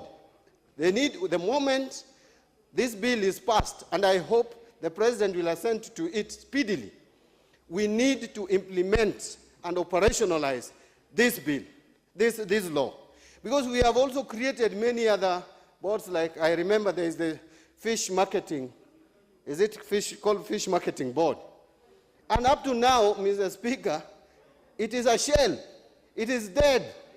The government has deliberately refused to operationalize the functions of that board up to now. I hope, and it is my belief, that this time we are going to put pressure on the government to make sure that the moment that this law is passed and enacted, that it is operationalized immediately, so that the benefits that this law would bring to our farmers is realized. Our farmers need people who can intervene for them, and that the people who can intervene for them are their representatives, Mr. Speaker. I want again to thank Honorable Wamunyinyi. Honorable Wamunyinyi, I think you will go on record as having participated and helping in the revival of the sugarcane, of the sugar industry. Thank you, Mr. Speaker. I support. Honorable Seri. Thank you, Mr. Speaker, for this opportunity to contribute to this bill from Honorable Wafula Wamunyinyi. First, I would like to say that Wafula Wamunyinyi has shown good leadership, that he cares for the backyard that he comes from, which relies on sugarcane. That also explains perhaps why the National Executive Council of Ford Kenya chose him as their party leader. Mr. Speaker, sugar is a very interesting commodity. The history of sugar is very interesting because the history of sugar... Order, sorry. There is a member here, Honorable Wanyonyi, who is raising a point of order. Mr. Speaker, Member for Kwanza. with all due respect, I think we are talking about the sugar bill very seriously. And it's the member on the floor in order to bring in party politics in this particular discussion. Much as, of course, Honorable Mnyinyi has brought this, and with all the respect, I want to salute him. But he should not actually bring politics in this particular discussion. Member for Kwanza, I didn't hear any politics. Okay. No. It was a commendation. It's okay. It was barely a commendation. But anyway, I understand his reason for protesting. So we'll not bring party politics, but I understand his reason for protesting. He's allowed to. Mr. Speaker, I was just saying that sugar has a very interesting history throughout the world. In fact, Mr. Speaker, sugar was the driver of the slave trade. The reason why our brothers and sisters were sold by wayward kings and our leaders then, historically, sold them into slavery. Part of what was driving slavery was sugarcane. They were taken to the Caribbean, they were taken to South America, mainly because of the sugar industry, to go and provide cheap labor. In the US, it was cotton, but in the rest of the world, it was sugar. So sugar is a very dangerous thing. It's sweet, but very dangerous. In this country now, we are facing a situation where our people are almost becoming slaves because of sugar. Having become sugarcane farmers has driven them to poverty. And the last parliament, when we created AFA, the AFA now really killed sugar. As it killed tea, it killed coffee, it also killed sugar, because we removed the sugar board. Mr. Speaker, it's good that now the sugar board is coming back, because once we formed AFA, with the problems it created, but with time, tea has left AFA, coffee is also on the queue, it's leaving AFA, so now sugar must leave AFA, so that it's run as a separate cash crop. Mr. Speaker, Western Kenya, where I come from, sugarcane is the mainstay of our people's economy. In fact, by the collapse of the sugar industry, it has led to such high levels of poverty in Western Kenya, western part of Kenya, that some people now think they'll come and distribute free money and get votes there. And some of them have been the drivers of our poverty. Some of them are the ones who are part of the killing of our sugar industry, so they can impoverish us and then come and buy our votes cheaply. We refuse. Mr. Speaker, this bill is going to reintroduce the Sugar Development Fund. The Sugar Development Fund is very critical. It kept the sugar industry afloat in difficult times. Because with the Sugar Development Fund, it means that factories can borrow money, repair the factories to keep running. Factories can also borrow money and develop sugarcane. Right now where I come from, Zoya Sugar Company, which has the largest nucleus estate. The nucleus estate is virtually gone. The then MD tried to plant and planted 300 acres and wanted us to clap for him. Yet the factory has got over 5,000 acres. But if there was Sugar Development Fund, he would have got that money, 14,000 acres. He would have developed the nucleus estate. So this bill is so critical to the survival of our people that I beg this parliament to pass it. Mr. Speaker, with this bill, it will mean that we'll have money for sugarcane development, including research into sugarcane, the best varieties that can survive in our places. But the best thing, again, with this bill is that we'll ensure that there's timely harvest of farmers' sugarcane, proper weighing of the sugarcane, including adding on another parameter for determining price by including the sucrose content. This will give our farmers a better return than they are having. Also, this bill allows for production of other byproducts from making sugar. Alcohol production, things like even the bagasse, the waste that comes from it. One can make paper, one can make boards for further use. So this bill is, I think, Honorable Wamunyinyi worked on it so well that it breathes, it gives freedom for us to actually make the sugar industry more paying than it is now. The only catch is the issue of privatization of sugar companies. The issue of privatization of sugar companies must be approached very carefully. As we said, a company like Zoya Sugar Company, the largest nucleus estate of 14,000 acres, if it were to be privatized, I would suggest that the 14,000 acres revert to the county. Whoever gets the factory can lease the land from the county.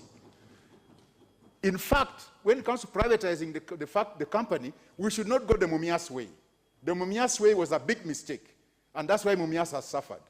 We need to get either one driver, one strategic investor who can have slightly majority shares. The county government should not have the majority shares. County governments can't run themselves. How do you expect them to run sugar companies?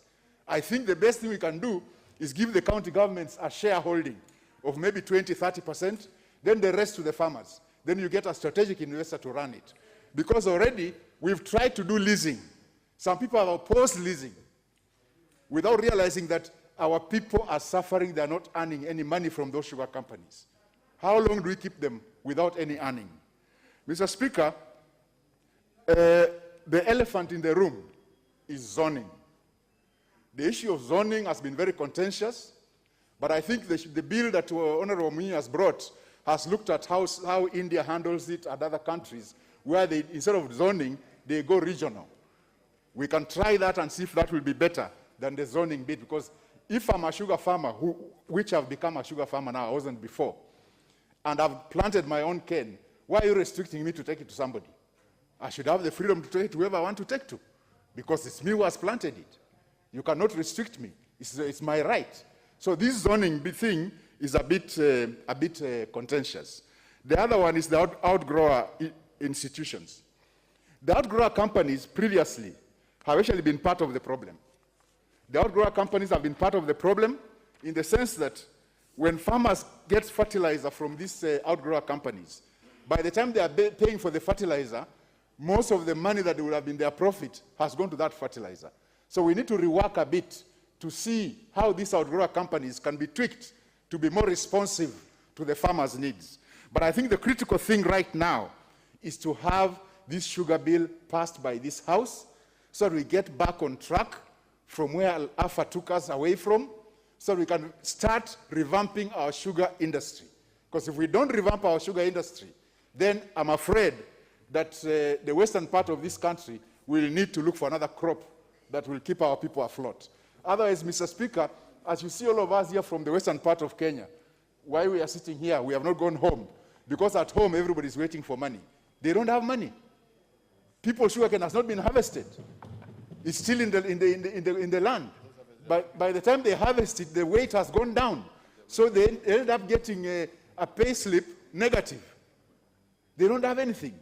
And I'm afraid to say this, and I don't fear to say this. Some people in this country have actually driven us in that direction, to impoverish us so they can take advantage of us politically. This must end. Please, I beg you, the House, let's pass this bill as quickly as tonight. Thank you, Mr. Speaker. Honorable Kibiwot, member for Tinderet. Honorable Speaker, I rise to support the bill, and I want to commend Honorable Munyinyi for this very important bill. Honorable Speaker, as a farmer and a representative of the farmers, and as a member of the Sugar Caucus, Honorable Speaker, this country has a huge potential to really get a lot of resources from the sugar. Honorable Speaker, this bill actually repeals the Crop Act. The Crops Act of 2013 actually destroyed the sugar industry. It is responsible for making sugar a very important crop that today is not even considered in the upper body. Honorable Speaker, this bill looks, among other things, how to really make the Kenyan farmer to be independent, to have a means. When we were growing up, Honorable Speaker, our parents were sugarcane farmers, and we were able to pay fees. They were able to pay hospital bills. But with the advent of the 2013 Crops Act, Honorable Speaker, actually the sugar industry was relegated to a subsector. You'll realize that the 2013 effectively brought the sugar industry down. It introduced and led to the decline of the management of the sugar farms. Sugar crop, Honorable Speaker, was looked at as not profitable in this country. In fact, many of the sugar barons in this country will have actually made this country a market other than the farmers themselves producing the crop. This bill looks into three things. That one, it looks into developing the sugar board. Honorable Speaker, sugar board is going to ensure that all the farmers' needs are actually going to be addressed. You'll realize that in sugar board, Honorable Speaker, farmers will now have a say on what they are supposed to do as farmers. Two, they will also come in with the issue of the sugar development levy. Sugar development levy, Honorable Speaker, is going to give farmers some loans, some inputs to have fertilizer in their farms. You'll realize that most sugarcane farmers in my constituency are actually producing a lot of sugar, but you'll realize that a number of private factories, a number of them, though they normally pick sugar from farmers, they also repackage imported sugar in their factories. To an extent that you'll realize that many of the crops in the farms now, a lot of the crops in the farms are 20, 24 months old. Yet a very good or mature sugar should be 18 months. This bill looks into that. In fact, it goes on to disallow zoning. I want to allow the honorable members that we are in a free market.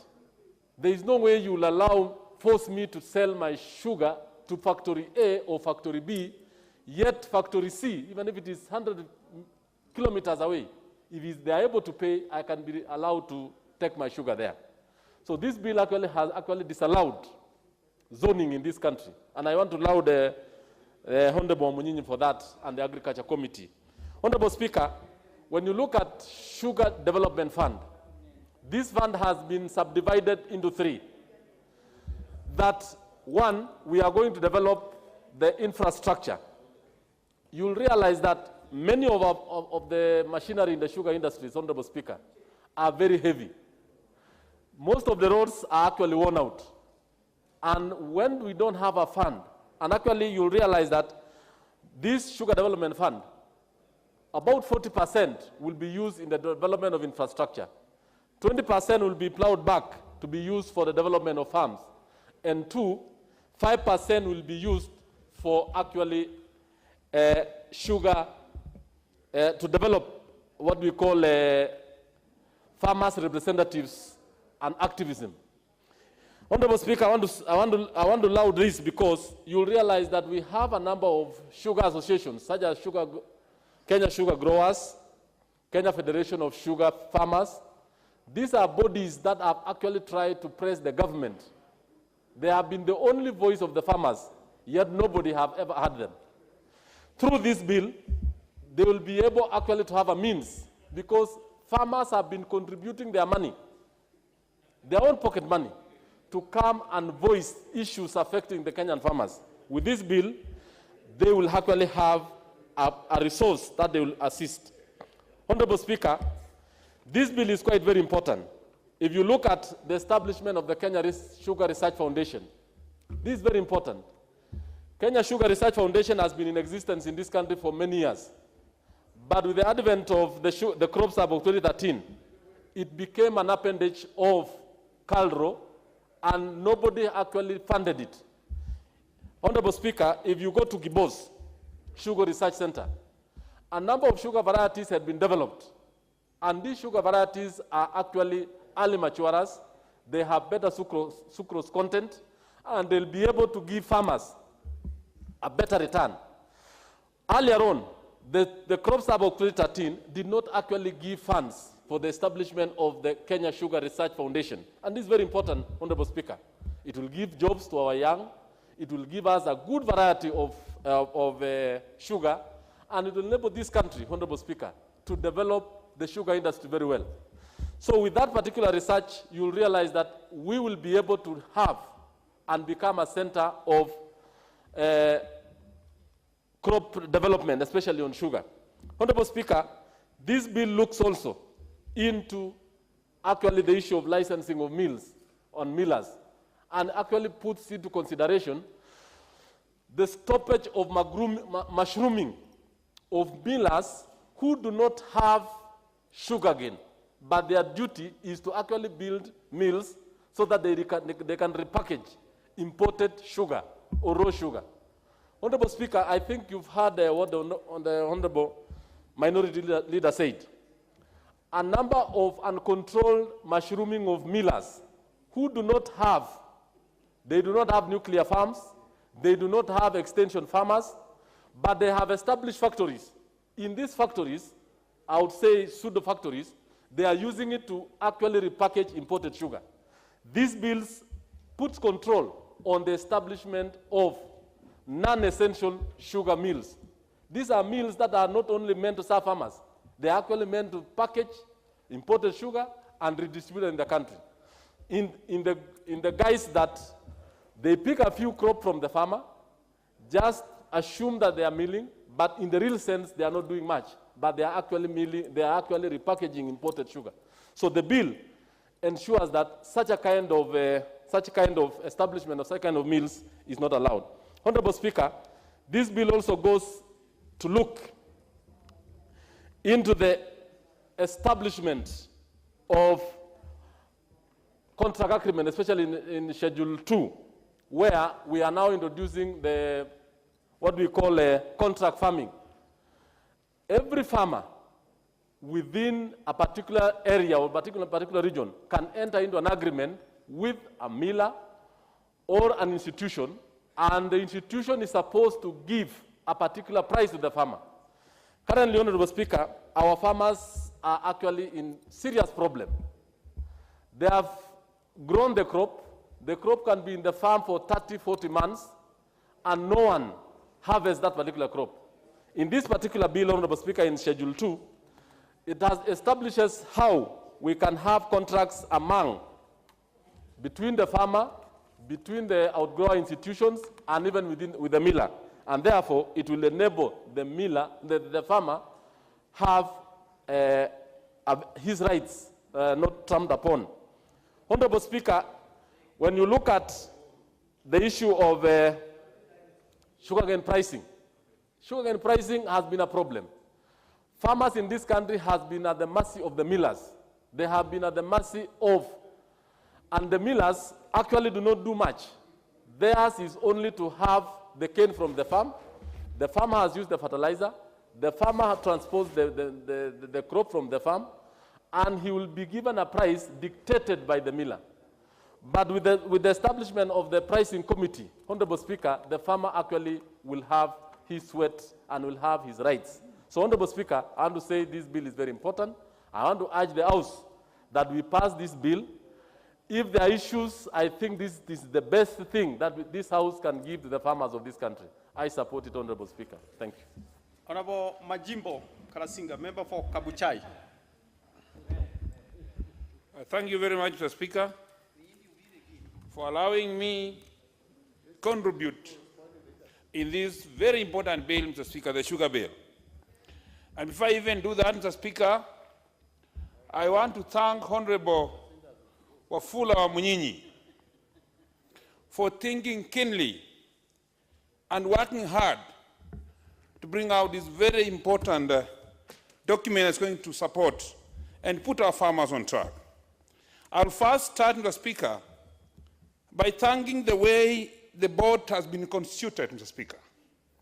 We find that out of the around 11 members of the board, Mr. Speaker, we have 5 members from farmer section, their grower section.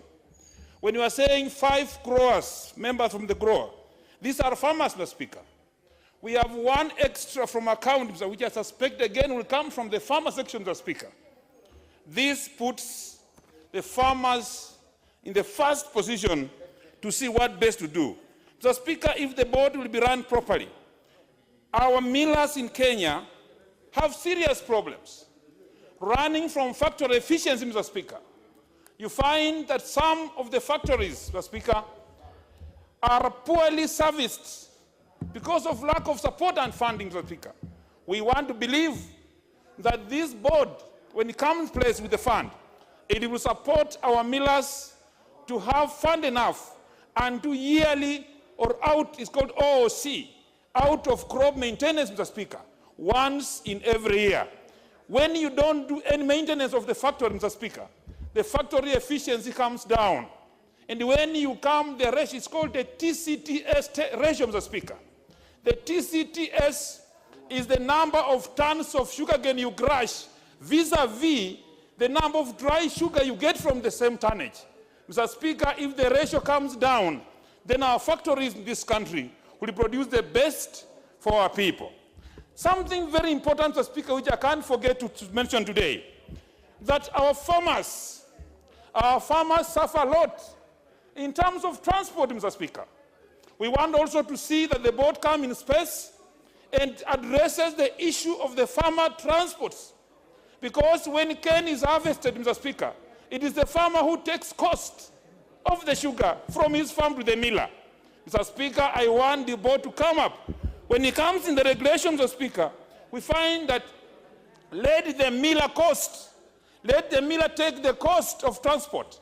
If you sell your animal in your home, Mr. Speaker, you don't pay somebody who has bought that animal to the market. Why should farmers who have cane suffer in the way when you harvest your cane, it costs you to carry to the miller? Finally, Mr. Speaker, about this bill, Mr. Speaker, you find that when they harvest your cane, you cannot know the tonnage of this cane, Mr. Speaker, until you go to the factory. We want these millers to weigh sugar in their farms so that farmers can know when they release you their product from the farm, they know how much they have gotten to you. Sometimes, Mr. Speaker, we have things called the spillages. The spillages on the way is a cost of the farmer. When farmers give you, a farmer can take care of his cane for 16 months, taking care of all the cane 16 months. protecting from predators and all the destroyers. But when you harvest, the Speaker, the trucks that carry this cane spill over on the road. The farmer gets the difference from the cane that is spilled over on the road and that from the farm. So I support the bill, and I want to thank Honorable Munyinyi for taking this serious bill and going to support our people. Without forgetting this, the Speaker, is that even the board that we have here, should have a fund established to take care and cushion the employees, Mr. Speaker. We have millers in this country, Mr. Speaker, who have gone for 12 months without salaries. One from Bungoma, Mr. Speaker. Nzoia Sugar Company, Mr. Speaker. Employees have gone for over 11 months without salary, Mr. Speaker. How do you expect a factory to perform? We must have a board, Ford should set aside a fund and cushion some of the things that affect our mills. Thank you, Mr. Speaker, and I support this. Honorable Shamala Jennifer. Thank you, Mr. Speaker, sir. I rise to support, and I wish to concern issues that we must address, which are fundamental as we move to the committee stage. And one of these issues is, and we must ask ourselves, we have had a sugar board in the past. We then amended the law and put the industry of sugar under the Agricultural and Food Authority, and we are now bringing it back as a sugar board. What happened in between these stages, and what are really the issues bedeviling the sugar industry? Indeed, in 2016, we had 220,800 hectares of sugar.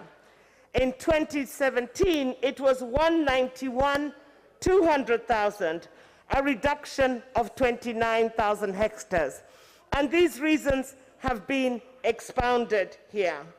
Indeed, the issue of leasing out these factories to and private entities will be taken into consideration in accordance with the framework of the public partnership, the public-private, it was called the public-private partnership legislation that we actually just passed last week. It is important for us to recognize that we produce sugar at 95,000 shillings per ton, yet countries like Egypt, Malawi, Uganda produce it at 35,000 shillings per ton. What are the reasons? And these are the questions that I would appreciate that would come up when we do go to the committee stage. Of course, we cannot begin to underscore the importance of discussing the cartels behind this sugar industry. It is a national issue. It is not just an issue from Bungoma, for Kakamega, for Homa Bay. It touches on Kwale and so many other areas and counties of this country. And let us not forget that in 2018, there was an inquiry into the issue of sugar, and this report was thrown out. We must reinvestigate, re-question, and ask ourselves and really interrogate the issue of the cartels behind this sugar industry. And with those few remarks, I once again congratulate Honorable Wafula, and I hope that when we get to the committee stage, which I sincerely hope will be after closure of debate that will happen today, if we are all in agreement that we get to a committee stage as soon as after recess, and we can then have this bill enacted. With those few remarks, I support, Mr. Speaker. Honorable Akinyi, member for Kisumu.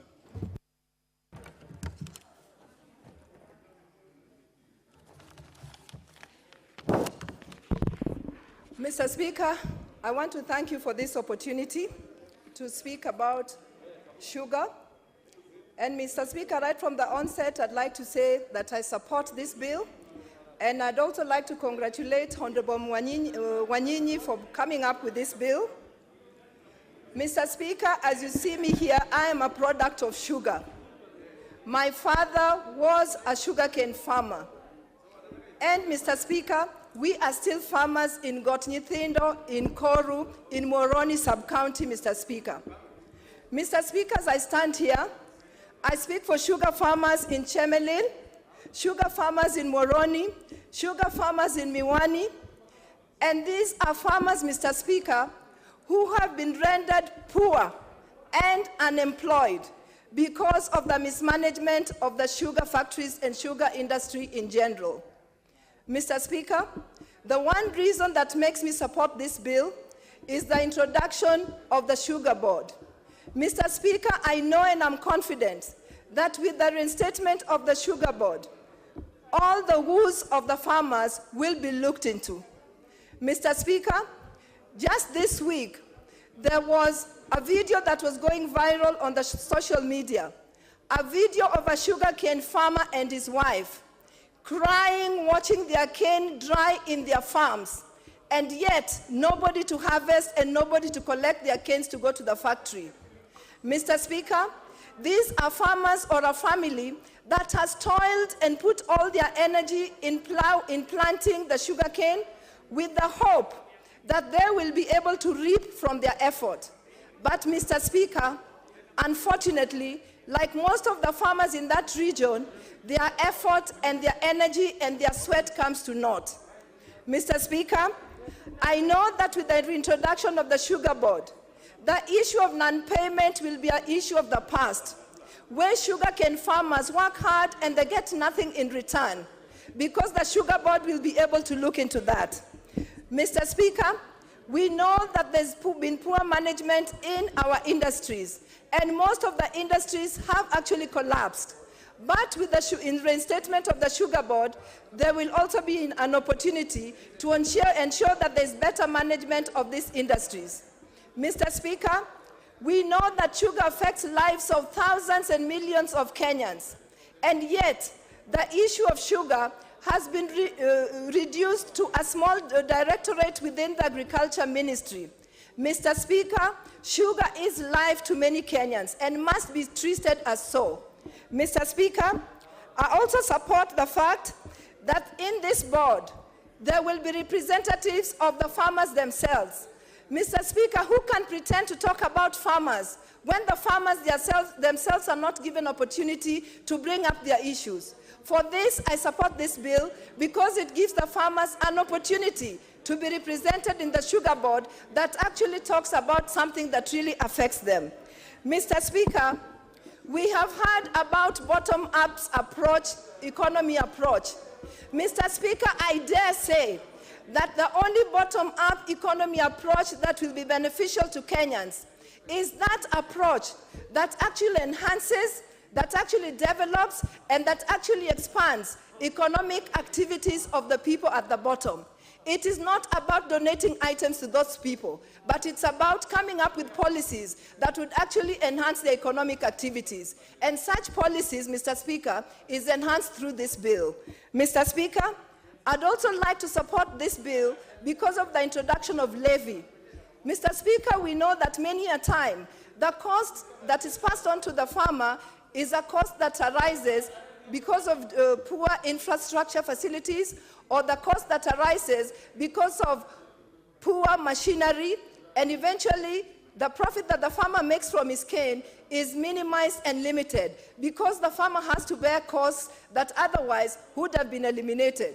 Through the levy, Mr. Speaker, all this will be addressed, and the cost to the farmer will be minimized, and thereby the profit to the farmer will be enhanced. Mr. Speaker, I'd also like to say that the greatest interest of a farmer of sugar is to plant sugar and to ensure that whatever returns they get is maximum.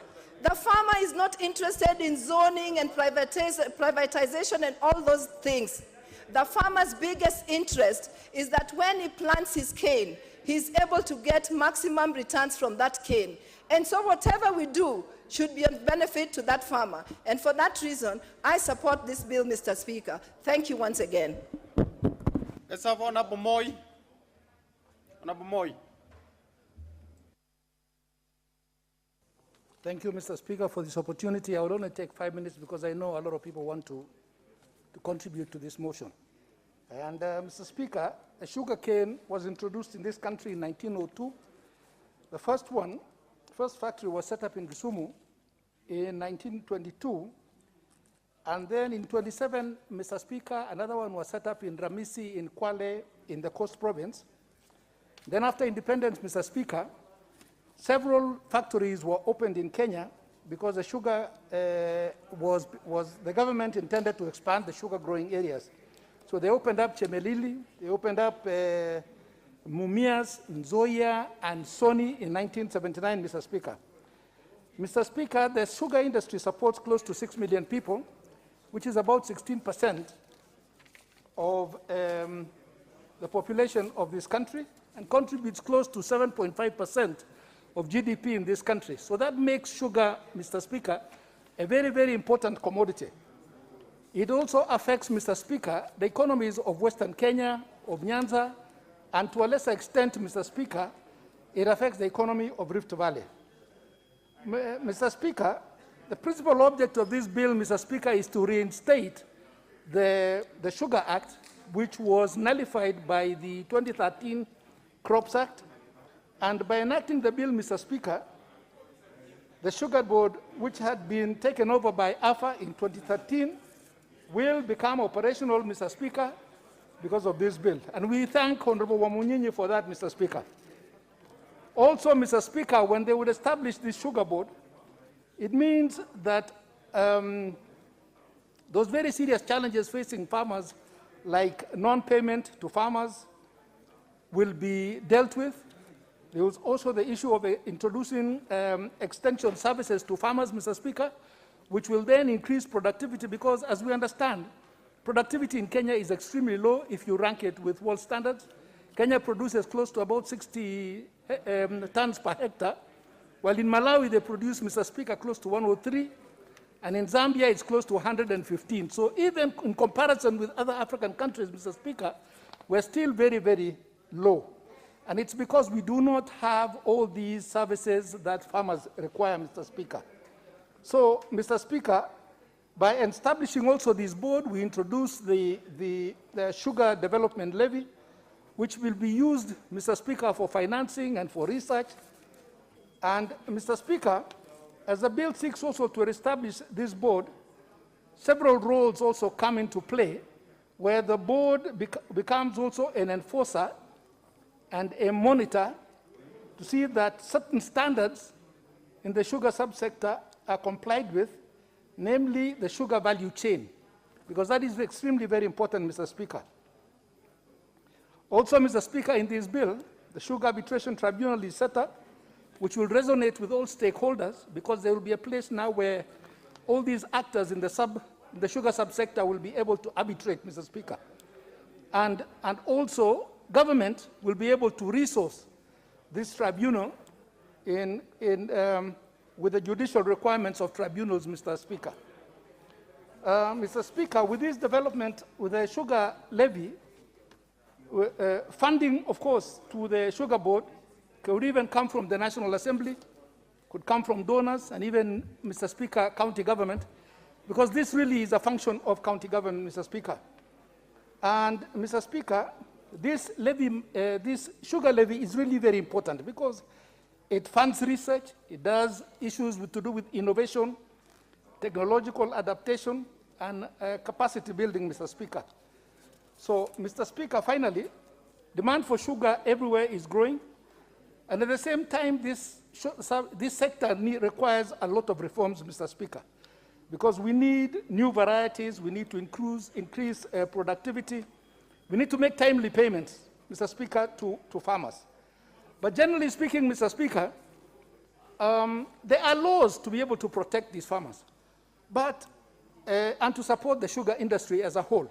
But, Mr. Speaker, because we lack integrity in this republic, that is why we have to come here to this parliament to introduce newer and newer laws.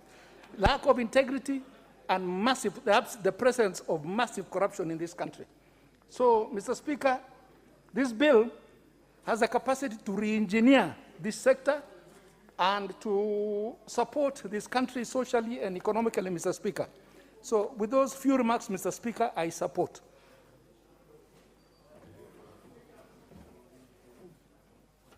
Honorable Martin Oino.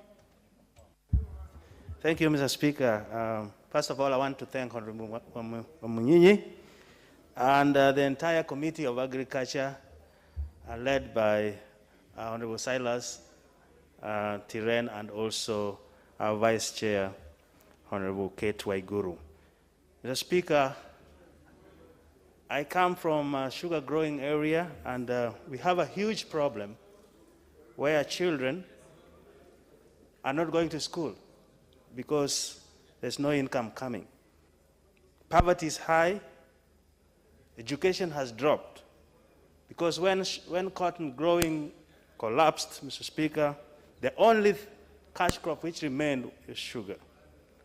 And this bill, the committee looked at it at a greater length, and I think we will be submitting some changes, amendments rather, at the committee of the whole House.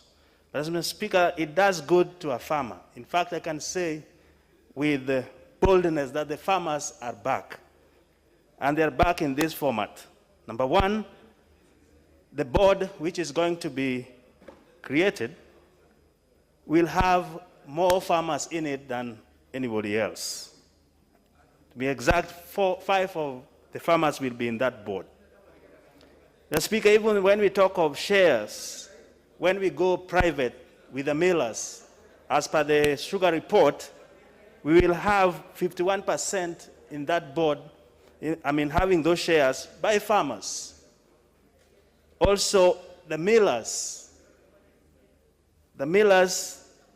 will also have their own board, and farmers will be represented, and we are suggesting 51%. So we have given farmers back a say in this industry. The Speaker's contract have been tossed here, and this is very important in the sense that all those relationships which were not well cemented, they are now going to be cemented in contracts. So in no way farmers are going to be cheated. Also, the issue of input, Mr. Speaker, which takes a lot of money, and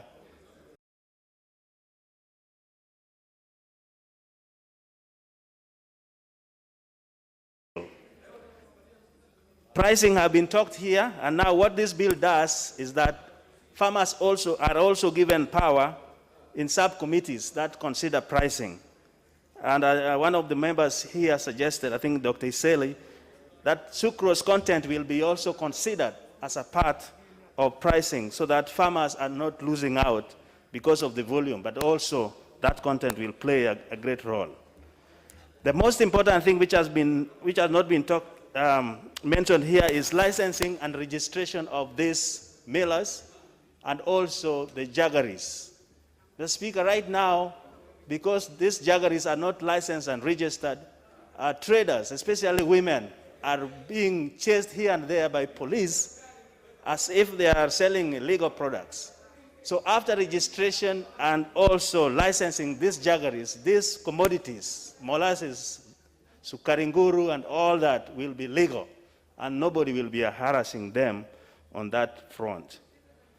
The Speaker, the cane maturity is an issue, because right now, canes can go for more than even 30 months, and they lose weight. As farmers lose weight through those canes, they lose prices as well.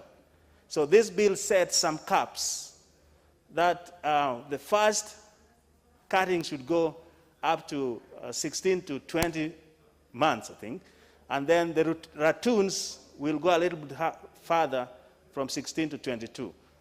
This bill, if enacted, no miller will delay to pick the cane until the cane flowers in the farms. And that is where we are losing. And actually, when cane flowers, it attracts fires. And many farmers have lost canes in the fire. But we are also addressing how the canes that have burned can be also priced here.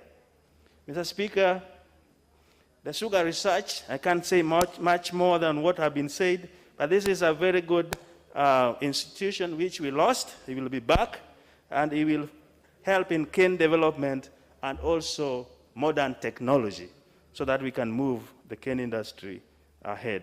Mr. Speaker, the Sugar Development Fund. Right now, my minority leader said it all.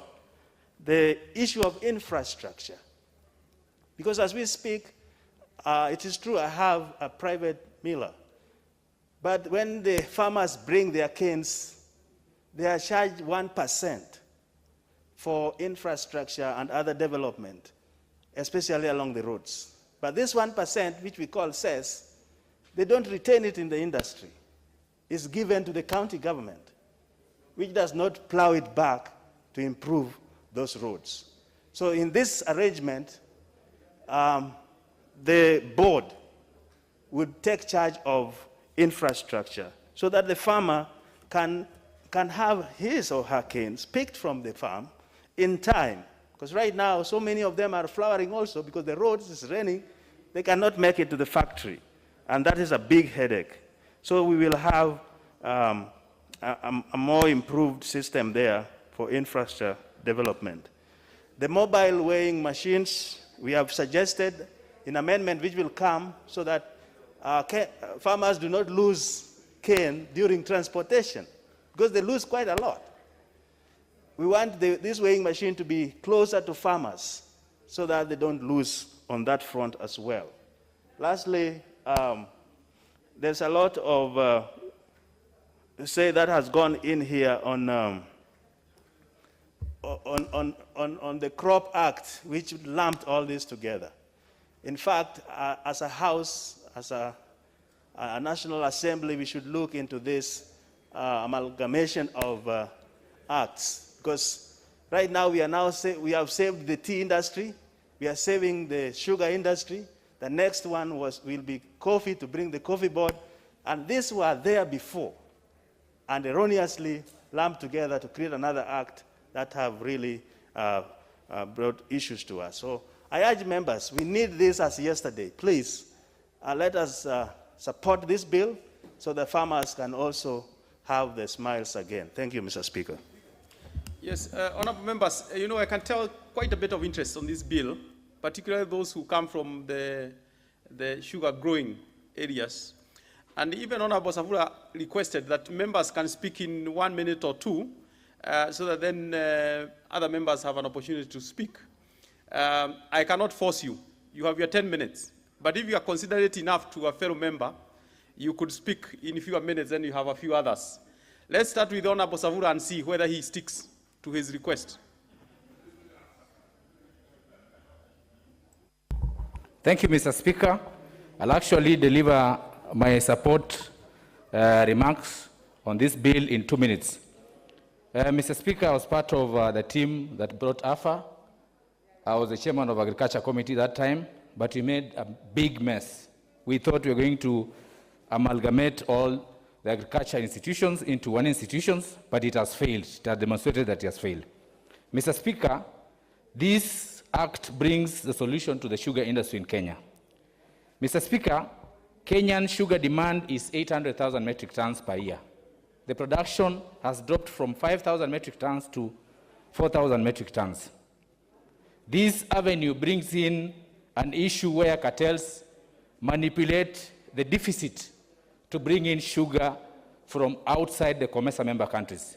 Mr. Speaker, sir, the production of sugar in Brazil is $700 per ton, while in Kenya we produce the same commodity per ton at a cost of $7,000. This brings in the problem of sugar import, and cartels bring the sugar from non-COMESA countries like Brazil. They transport to Uganda using the East African Common Market tariff. Then the sugar lands back in Kenya. So the Kenyan produced sugar cannot effectively compete with the sugar that has landed from Brazil, taken to Uganda, then comes under the East African Common Market Treaty. Mr. Speaker, sir, this bill creates the original fund. That is the Sugar Development Fund and the Sugar Development Levy. Sugar Development Levy will assist the factories, while the Sugar Development Fund will also assist the cane farmers. Mr. Speaker, the issue of privatization also comes into play. The COMESA regulations are that all sugar factories should not be owned by government. All sugar factories should be privatized to allow private capital to be injected in, to modernize the machine, to create efficiency, have a lean staff, competent staff, to ensure that they improve on production. Mr. Speaker, this bill is the original Sugar Act, and we need to support it to revamp the sugar industry. This bill will also give a solution to the problems that have been facing Mumia Sugar Company, because it will allow the Sugar Development Fund to be utilized to allow cane farmers in Mumia Sugar Belt to plant cash crop. It will allow Sugar Development Levy to be channeled to Mumia Sugar Company to do service and maintenance so that farmers can deliver their crop to the sugar factory. Mr. Speaker, with those few remarks, I say the solution of Mumia Sugar Company lies with this bill. Thank you, and I've taken exactly 2 minutes. My colleague, take 1 minute. Okay, yeah, you did very well, actually. Honorable Dagala, Kahai, member for Vihiga. Thank you, Mr. Speaker, sir, for giving me a chance to also give my voice on this bill. I want to congratulate Honorable Wafula Wamnyinyi, MP, for bringing in this bill, the Sugar Bill number 68 of 2019. The introduction of this sugar bill, actually, is of great importance to the sugar industry, and especially the sugar growing zones of Western region, Nyanza, and Coast region, where sugar is actually grown. The sugar industry has really gone down due to cartels that have come up with importing sugar and killing the growing of sugar and killing our factories in this country. I feel that this bill has come at the right time when we need to revive our economy. We need to see that the economy of this country grows. Once the sugar factories are revived, Mumias, Chemelil, Kibos, Nzoia, they are revived. There will be an opportunity for our children to be employed. The farmers will live a dignified life. Mr. Speaker, the farmers will have to be paid in good time, and they will be able to pay school fees for their children. They'll be able to cater for their medical bills that are so high at this time of the pandemic, and be able to do most of the things that they are supposed to do as men are supposed to be, like husbands and fathers in the homes. Mr. Speaker, sir, with the introduction of development fund and the sugar levy, the levies should be employed or should be used to maintain roads in the sugar growing areas, like in the Mumias, when we were there during the one of the honorable members' time, we were moving in a lot of dust until even something was crafted, Lufuluatuma. And that thing, Mr. Speaker, if the levies can be there to ensure that the roads are well maintained, so that the cans are delivered to the factory early enough. Mr. Speaker, sir, I would also wish to state that as the sugar companies are being privatized, the land also must be taken care of, like the nucleus farm in Mumias must be protected at whatever cost. Let us not just rush in privatizing the factories at the expenses of the land. The land must be protected like yesterday. Mr. Speaker, sir, I want to say, Honorable Wamunyinyi, you've done a noble job of coming up with this bill. And again, I would wish to say this, Mr. Speaker, sir, the research station at Kibosi. Right now, most of the farmers, you can find their canes, since they took too long to be harvested, they have dried on the farms. The Kibosi research should come up with a type of seed that can take a very short time, and the level of the sucrose in it should be higher, so that farmers can plant cane that will be harvested quite early enough, so that they are paid back and they do their own things as it's required. Thank you, Mr. Speaker, sir, for giving me this time to talk on this bill. And at this moment, I want to support the bill as it is. Thank you, Mr. Speaker, sir. You did well. You took 4 minutes. Member for Kericho.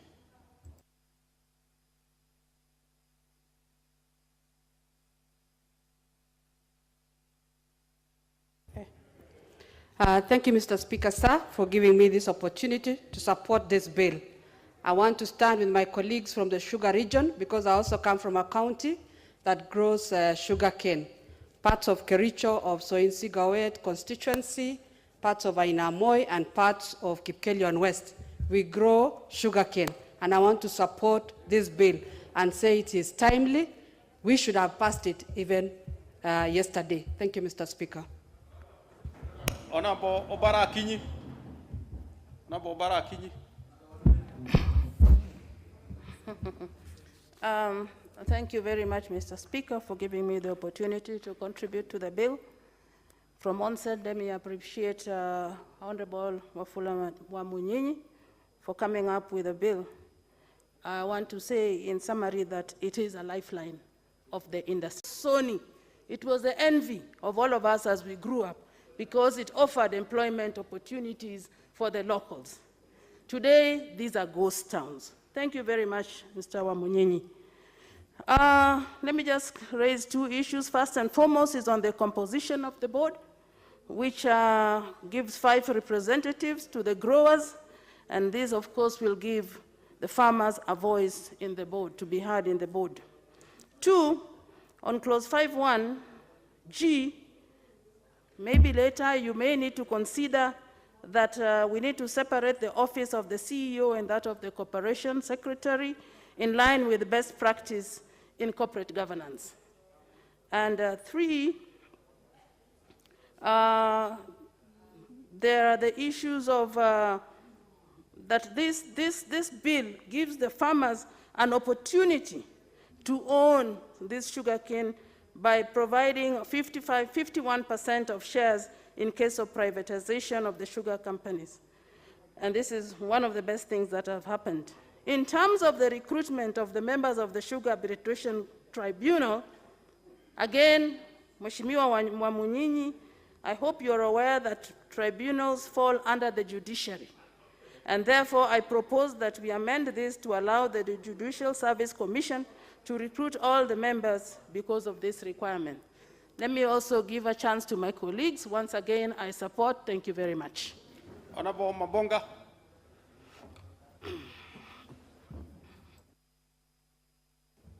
Thank you, Mr. Speaker. I'll be very brief for the interest of time.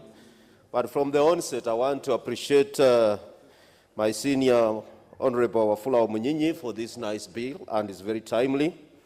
Mr. Speaker, with this bill, we are providing a solution to majority of Kenyans who are crying, who are in problems, who are investing a lot of time, money, without returns that they are entitled to.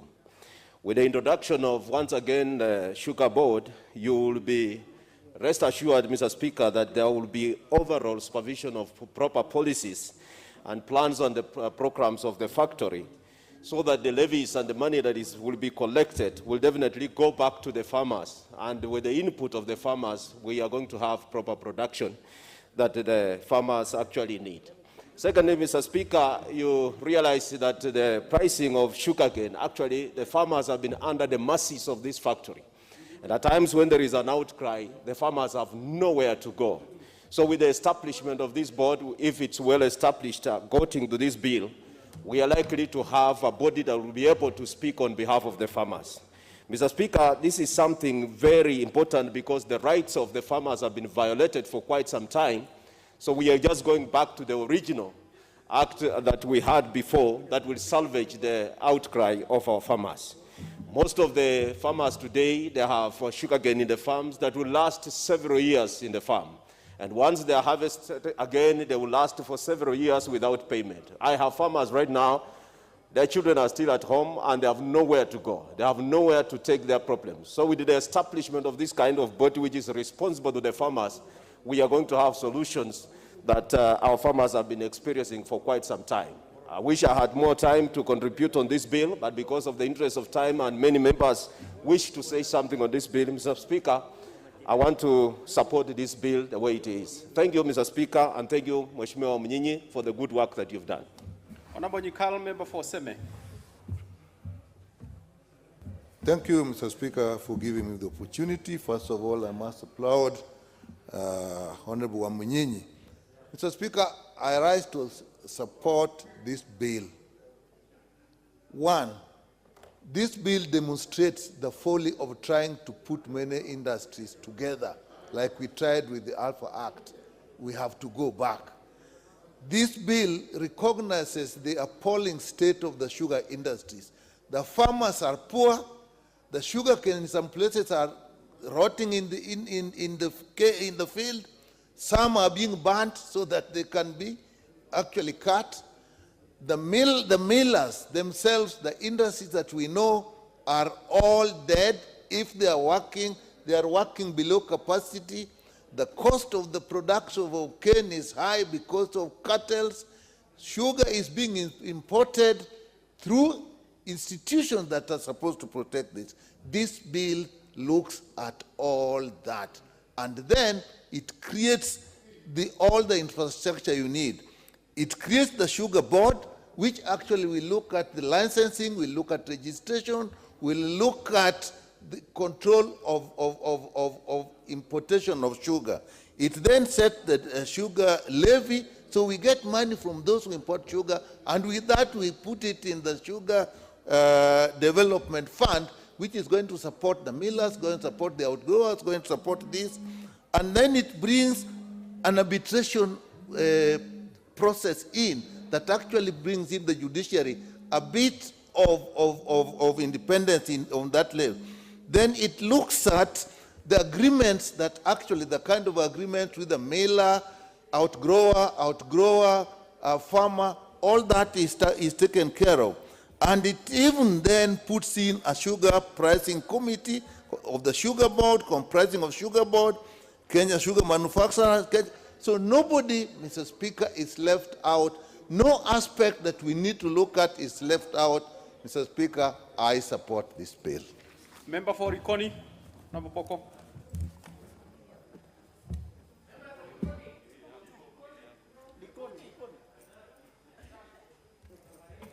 Nimekasirika Mr. Speaker kwa sababu nimeweka hata mbele ya watu wengi zaidi hapa, lakini sikupata hiyo nafasi. Lakini nashukuru pia nimepata hii nafasi kidogo, na mimi niunge mkono huu mswada kwa sababu hata Pwani kuna mambo ya sukari. Tulikuwa na kiwanda cha Ramisi ambacho kilikuwa kiwanda cha umma, na kiwanda kile kikaweza kufa mpaka sasa. Nataka niseme ya kwamba bodi hii ambayo itatengezwa itaweza kusaidia kuleta soko la sukari yetu hapa Kenya. Hivyo basi kuboresha uchumi wetu wa kitaifa na uchumi pia wa wakulima wetu wa mambo ya sukari. Vile vile makateli wa mambo ya sukari wanaoleta sukari haramu, sukari ambazo zitakuwa na madhara ya kiafya katika taifa letu la Kenya, wanaweza kudhibitiwa kupitia bodi hii ambayo itakuwa imetengenezwa kuangalia majukumu kama hayo. Vile vile pia mambo ya utafiti. Ni vizuri sana tukifanya utafiti ili kuweza kuboresha mazao, tuweze kupata mazao zaidi na tuweze kupata pia tofauti nyingi katika huu mmea wa sukari ama mmea wa miwa, ili tuweze kupata sukari kwa kiwango cha hali ya juu sana. Vile vile wakulima wetu kupata hisa 51 katika hizi kampuni ambazo ni za watu binafsi, na pia katika zile kampuni za kusaga. Hiyo itawapatia nguvu sana wakulima wetu wa mmea wa kuweza kutengeza sukari ama mmea wa miwa. Na hilo litakuwa ni jambo pia la kupunguza wale watu ambao wana ubinafsi katika mambo ya uchumi wa sukari. Vile vile pia wakulima wengi wamekuwa bila kulipwa malipo ya fedha zao katika kilimo hichi, lakini hivi sasa kupitia bodi hii ambayo itakuwa imetengezwa na sheria hii kuregeshwa, sheria ya sukari ambayo inaitwa Sugar Act.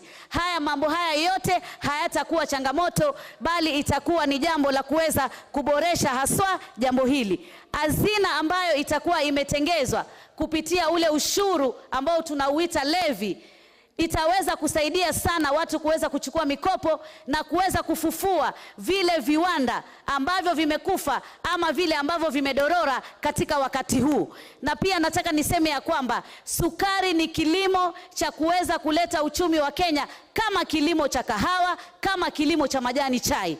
Kwa hivyo ni kilimo ambacho sisi kama taifa letu lazima tukuchukulie kwa njia ya hali ya juu ili tuweze kujenga ajira pia kwa vijana wetu na kuweza kuboresha uchumi katika kaunti zetu, haswa zile ambazo zina kilimo cha mambo ya sukari, ndio tuweze kuendeleza nchi yetu kwa pamoja.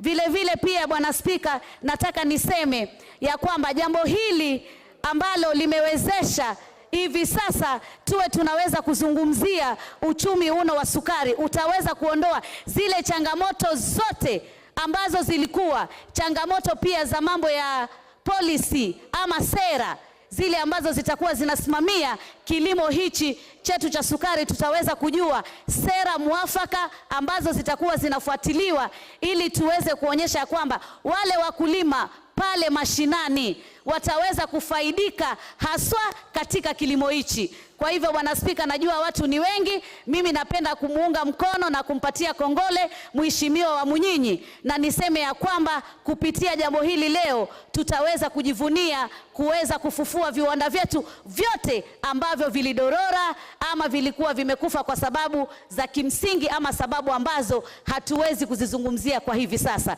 Naunga mkono mswada huu. Asante sana Bwana Spika. What is out of order, Honorable Masaka? Member for Ikolomani. Thank you, Mr. Speaker. I rise under Order 95. Going by the mood of the House, Mr. Speaker, is it in order that you request for the mover to reply? Well, you probably are not in order until I establish whether that you have studied and established the mood of the House correctly. Honorable members, I will confirm that now the mover be called upon to reply. With as many as are of that opinion say aye. With as many as are of the contrary opinion say nay. The ayes have it. Mover, Honorable Munyinyi.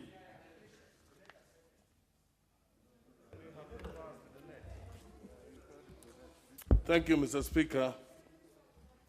Again, Mr. Speaker, I will first of all appreciate members who have contributed on this bill, Mr. Speaker, and you can see the interest it has generated. Mr. Speaker, a record total of 25 members have spoken on this bill. And Madam Speaker, most of the members appreciate and support the enactment of this law. This piece of legislation, Mr. Speaker, you can see has been supported by all members. And during debate, some members raised concern on some clauses, and we will be looking at them. We will consider if there will be amendments so that we can do it together, Mr. Speaker. The other thing which was raised quickly, I'll go through, Mr. Speaker, is the contracts between millers and farmers. Sugar importation must be controlled and should only happen when there is a deficit in the country, Mr. Speaker.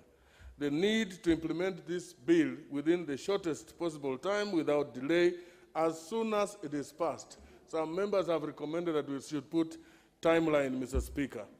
The issue of privatization is necessary, according to members, for capital injection.